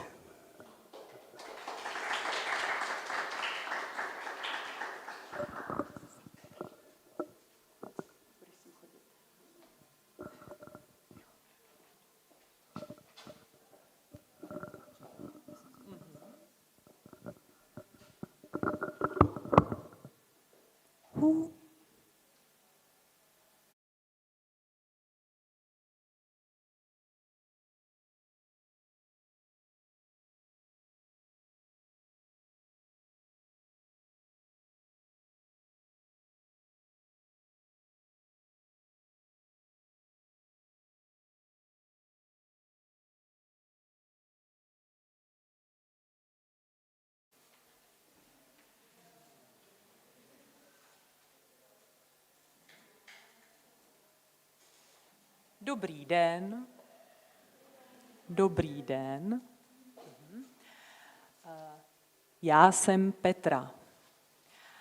I'm from Institute of Language and Preparatory Studies, and I'm here to prepare you a bit for meeting Czech people, Czech language, Czech science, maybe. Here is my plan. First, we will learn some basic phrases. Then we will talk a bit about pronunciation, because maybe you have noticed that it's different. Then we will go deeper to the Czech language, now with great pronunciation. Then we will check if there is maybe something understandable in the language. Like the first point of view seems to be everything is weird, but maybe we can find something familiar. And finally, I want to show you something from Prague. Some of you are here 2 days, some of you 2 weeks, 2 months. So maybe you know it, maybe you don't. So let's go to the language. I will take it.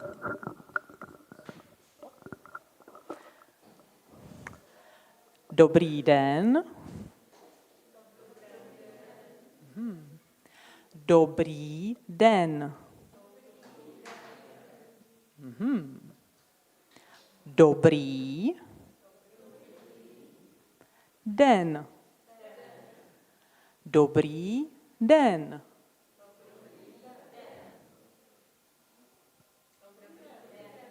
Dobrý den. Dobrý den. Já jsem Petra. Dobrý den, já jsem Petra.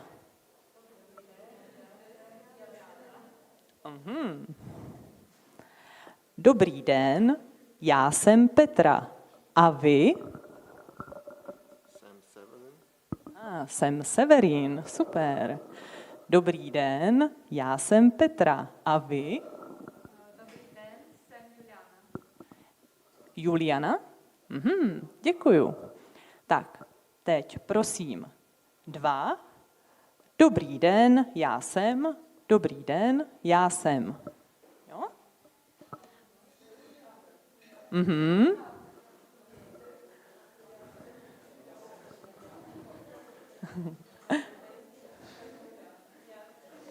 Tak, dobrý den, já jsem Petra. Dobrý den, já jsem Severin.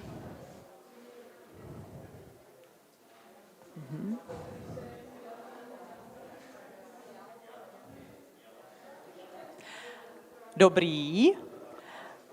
Dobrý den, já jsem Petra. Naschledanou. Naschledanou. Dobrý den, naschledanou. Naschledanou.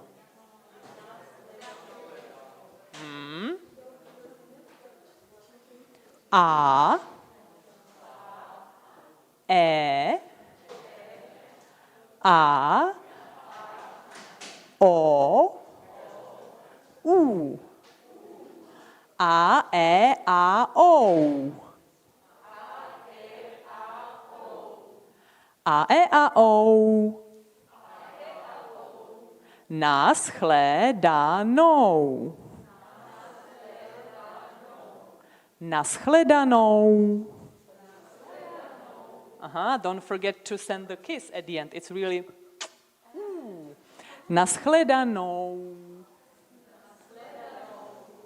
Perfektní.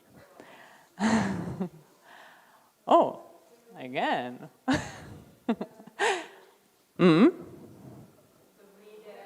Dobrý den. Super. Dobrý den. Naschledanou. Naschledanou. Tak. Dobrý den. Naschledanou.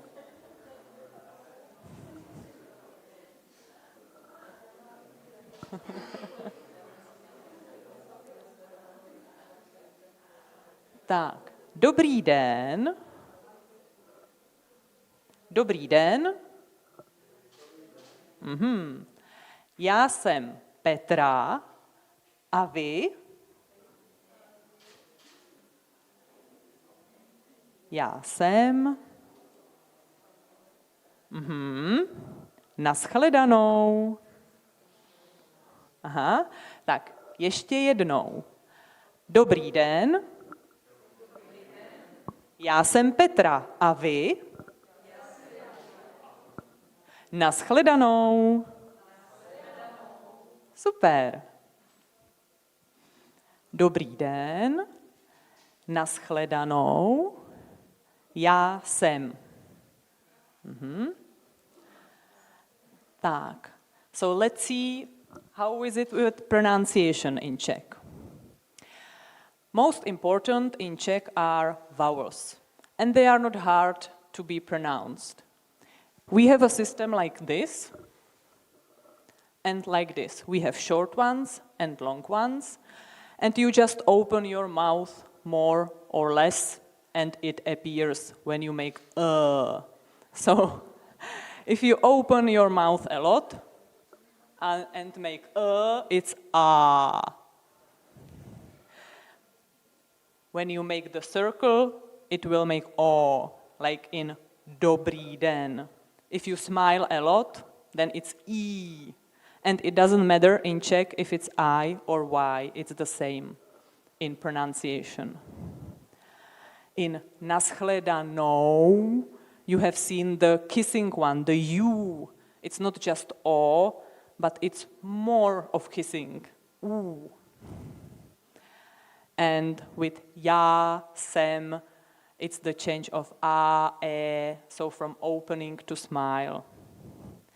To imagine it a bit better and maybe to see the difference between short and long, we have already seen words where it appears. So na, from nashledanou, and já, you can hear that it's a bit longer. Na, já. And what to do with your mouth is like this. So open it. Na, já. Could you try it? Na, já. I can't see your mouth, so you don't have to be afraid and just open it. With O or O, I said it's like kissing. So really do this. With dobrý, the circle, O.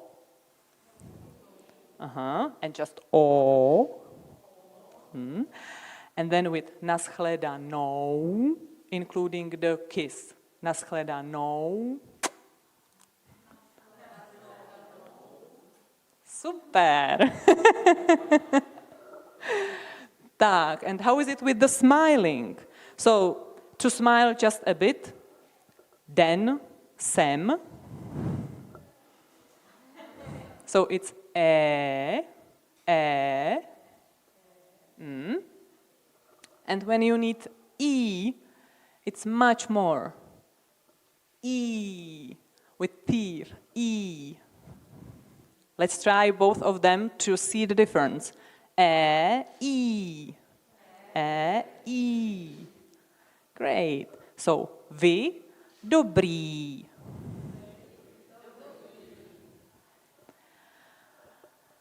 So now we can go through the dialogue with great pronunciation.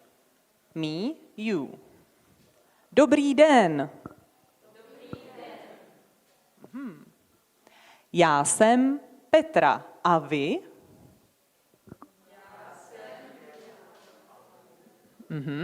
No, a vy, so you don't say a vy back. Then we would be like, já jsem Petra, a vy, já jsem Severin, a vy, já jsem Petra, a vy, and it would be over and over. Nashledanou. Super, perfektní. We don't have just vowels, that's clear. We have also consonants. And maybe you have noticed when you were in the tram or somewhere and saw the signs, that there are some weird things around the letters. And the reason is hook. Not Captain Hook, but just something that we call hook. And it appears on top of some consonants. So when you see these, pronunciation is something that I call like friendly snake. It's not sharp snake like s, but friendly one. Sh, j, ch. So the first one, j, sh, ch. So it's like you do something with your tongue and it's like friendly snake. Then there is another group, and with these you have to press your tongue up. Like this. So it's j, j, k, and with the last one, you don't press it in the middle, but back somewhere, somewhere here. It's like in the word of New York, ň, ň, j, k, ň. Perfektní. And now comes the king, the sound that we are really proud of, because it's really hard for pronunciation, and Czech people are very happy that it's so hard for foreigners. And that's him, R. R. It looks like R, like R, but it doesn't sound like this. It's more similar to sh. So when you pronounce sh instead, it comes one day, maybe.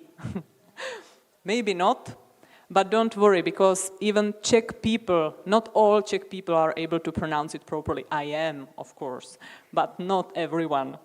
So, R, you can just try it, hidden. I have the last one for you. It's special because it's 2 letters, but 1 sound. And my picture for it is sleeping panda, because it's sound which is just like when this panda is really sleeping, relaxing, but you need to add your voice. So it's not just but so breathing and voice. Great. So now when you see these outside, around, you know what it means.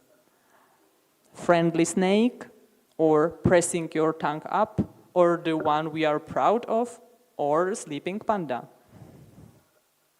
Let's go deeper. So this is a phrase where some of these appear. It's těší mě. Try it with me. Těší mě. So it's completely smiling. E. Těší mě.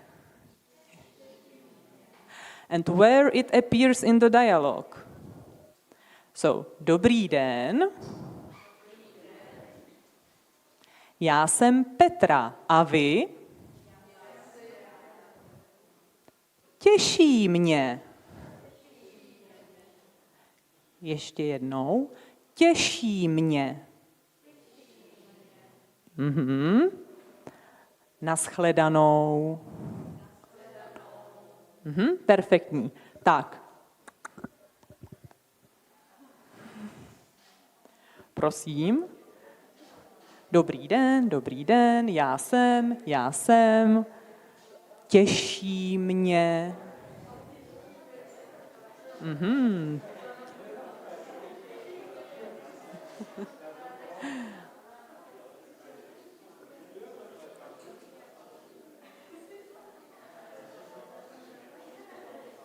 Tak, ještě jednou.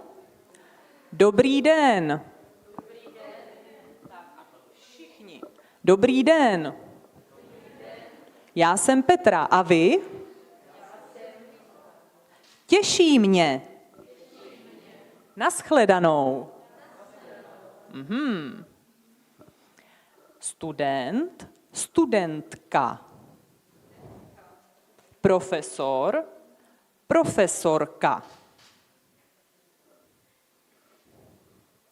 Já jsem Petra, já jsem studentka, já jsem profesorka. Dobrý den, já jsem Petra, já jsem profesorka, já jsem studentka, já jsem Severín, já jsem student, těší mě, naschledanou. Tak, dobrý den, já jsem Petra, já jsem profesorka. A vy?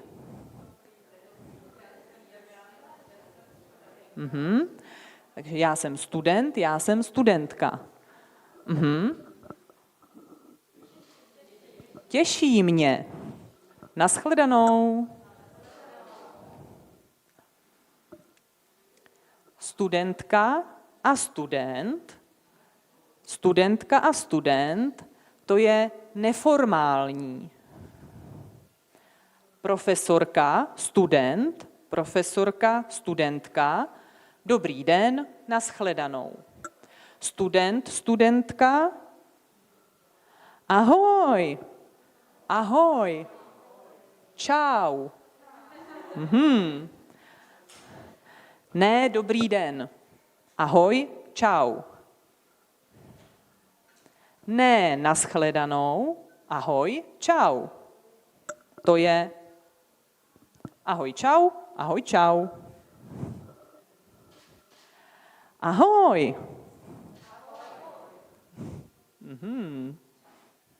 Já jsem John, já jsem student.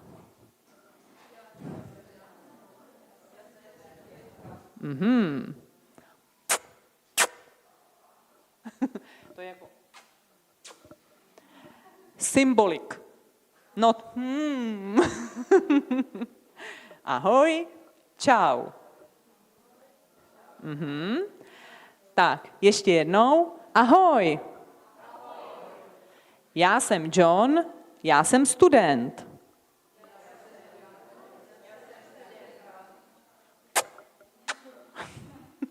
Čau.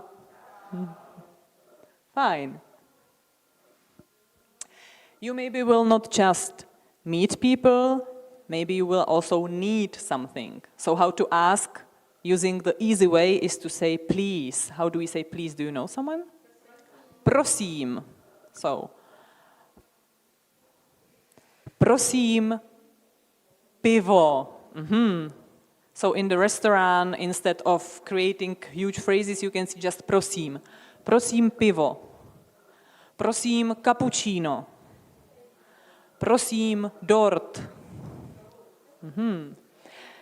And when you ask, you can just change intonation and... Oh, sorry, I skipped one. So this is for ano and ne. So when you agree, ano, ano, ne. Ano, ne. So now, when I ask you cappuccino, you say ne.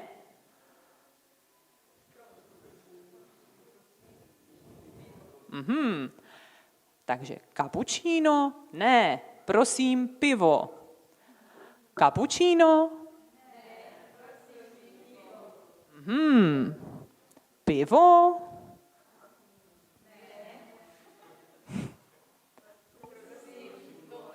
Dort. Super. Pivo? Ne. Prosím, dort. Dort? Ano. Prosím, dort. Tak ještě jednou. Cappuccino? Aha, ne, prosím, pivo. Pivo? Ne, prosím, dort. Dort? Super. Aha. Já jsem studentka. Ano nebo ne? Já jsem studentka. Ne. Já jsem profesorka. Já jsem profesorka. Ano. Já jsem profesor. Ne. Já jsem student. Ne. Takže ano, ne. Pardon. Tak, to je ta fráze dobrý den. Naschledanou. Ahoj.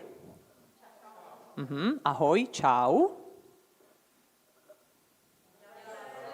Já jsem. těší mě. Smiling one. E, těší mě. Student a profesor. Studentka, profesorka. Prosím, dort. Ano? Ne. Dobrý den, nashledanou. Ahoj, čau, čau. Já jsem. Těší mě. Profesor, profesorka. Student, studentka. Prosím, dort. Ano, ne. Fine. So now how is it with the words which maybe are not so weird, not so no clue? I know, I have recognized that some of you know some of Czech. So just leave a bit of time for the others so that they can think about it first. So we will start with numbers.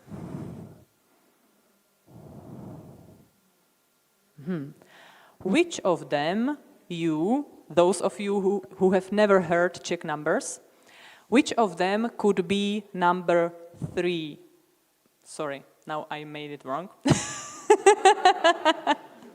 No, it should be the other way around. I wanted to say 3, and you should guess that it's this number. Just forget about it. It's the one with the R in the middle.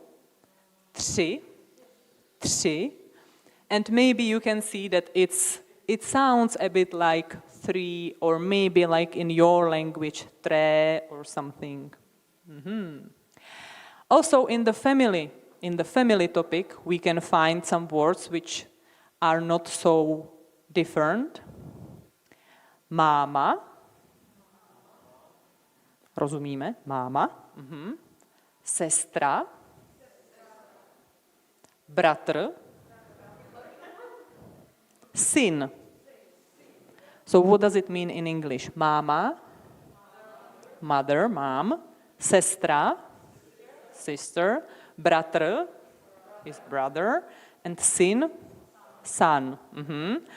So maybe if you see them somewhere in the middle of nowhere, it's not clear. But if you know that it's family members, it's clear.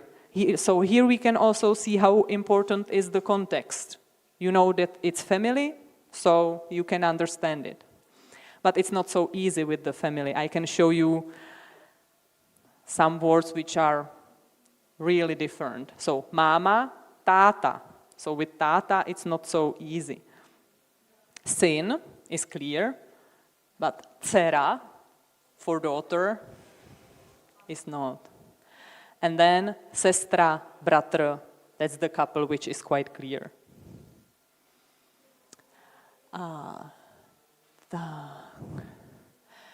So also these words, we know some of them already, or these pictures represent words which can be quite clear. So which of them is weekend? What do you think? Which of them could be a picture of weekend in Czech?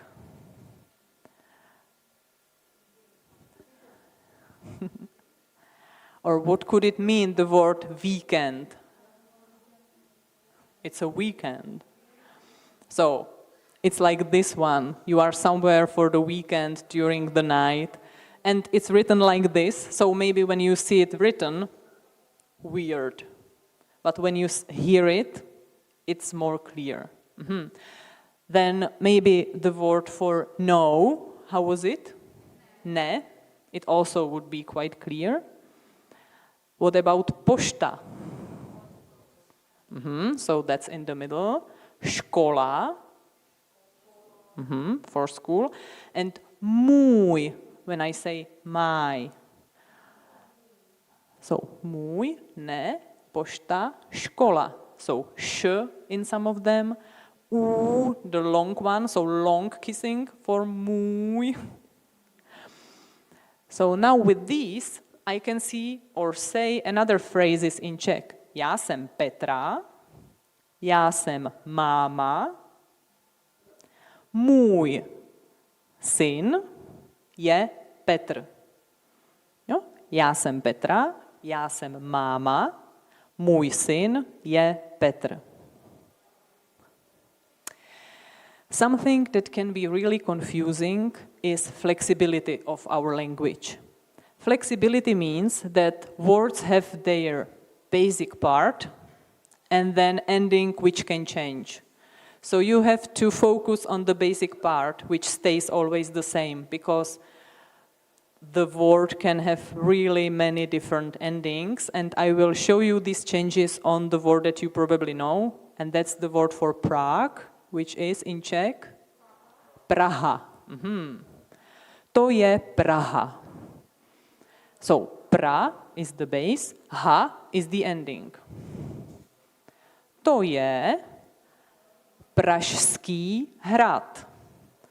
So it's Prague, but not Prague itself. It's description of the castle, and it becomes Pražský. Já jsem v Praze. I am in Prague.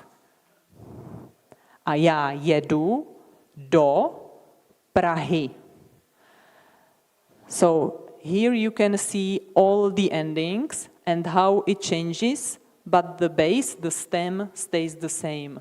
So when you are going to attend courses, you will see, of Czech, I mean, you will see that it happens quite often in the language.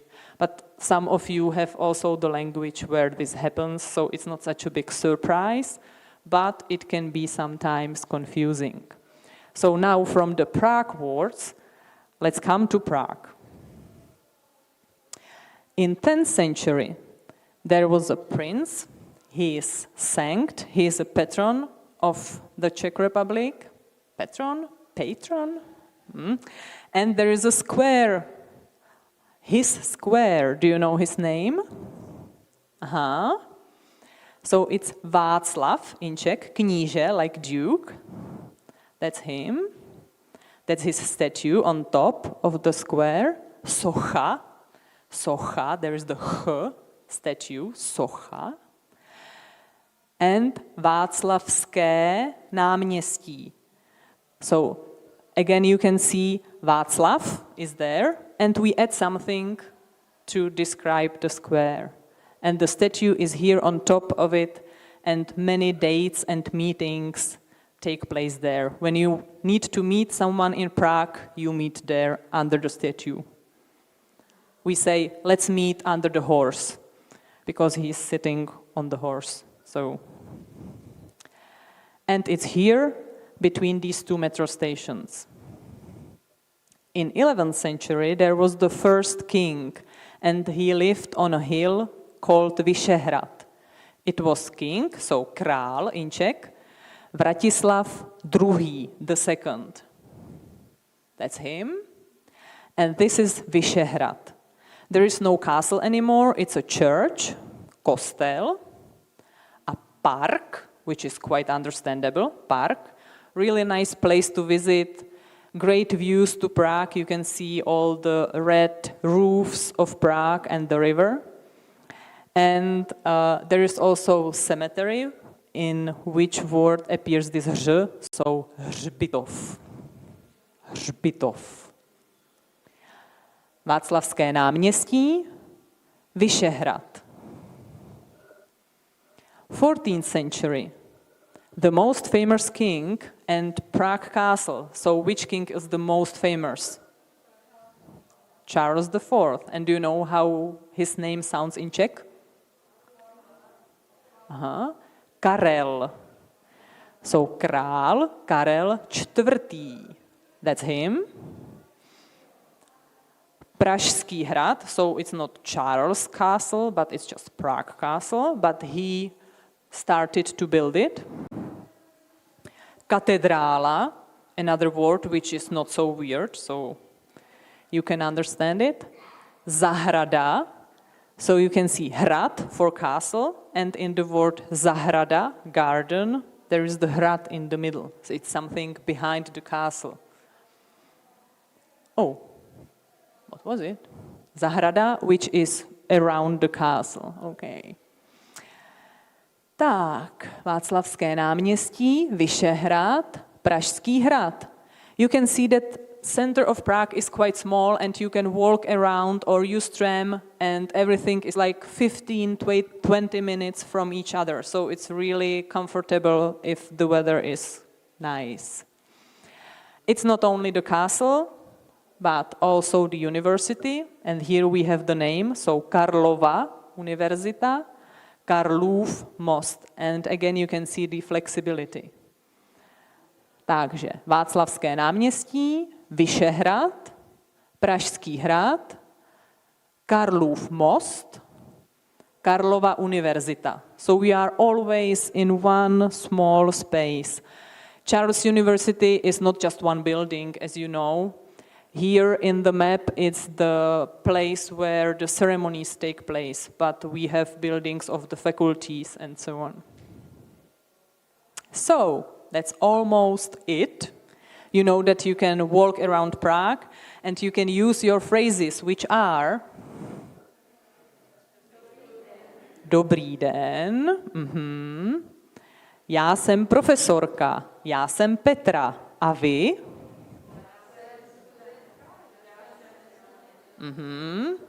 Student, studentka. Těší mě. Naschledanou. Tak, naschledanou. Děkuju.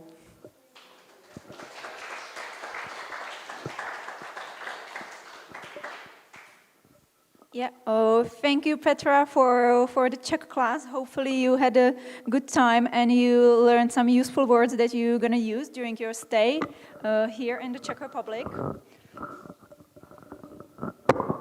Okay, sorry. I just wanted to put it on the right place. So now it's, let's say, kind of like official end, of the second part of the program. And now I would like to invite you downstairs because there's a light refreshment prepared for you. So I believe that you can have a light dinner. There is some wraps and drinks and even some sweets that you can eat and that you can enjoy. The bar is also going to open at 6 p.m. So you can get your free drink there, and if you want anything else, you can order it there. And the payment is only made by cash. And also, please, you don't have to go home right away. We also have another part prepared for you. We have an interview with our current student of Charles University, and we want to share their experience. So this part is going to take place downstairs, and I believe that it will start maybe like in 20 minutes. So now you can move there and have a good time, chat, meet one another and have a good time. Also, if you want to still take part in a giveaway on our social media, it's still possible. So you can share your experience from today, and then you can win some cool CU merchandise if you are interested in. So that's it from my part, and once again, I kindly invite you downstairs. Thank you.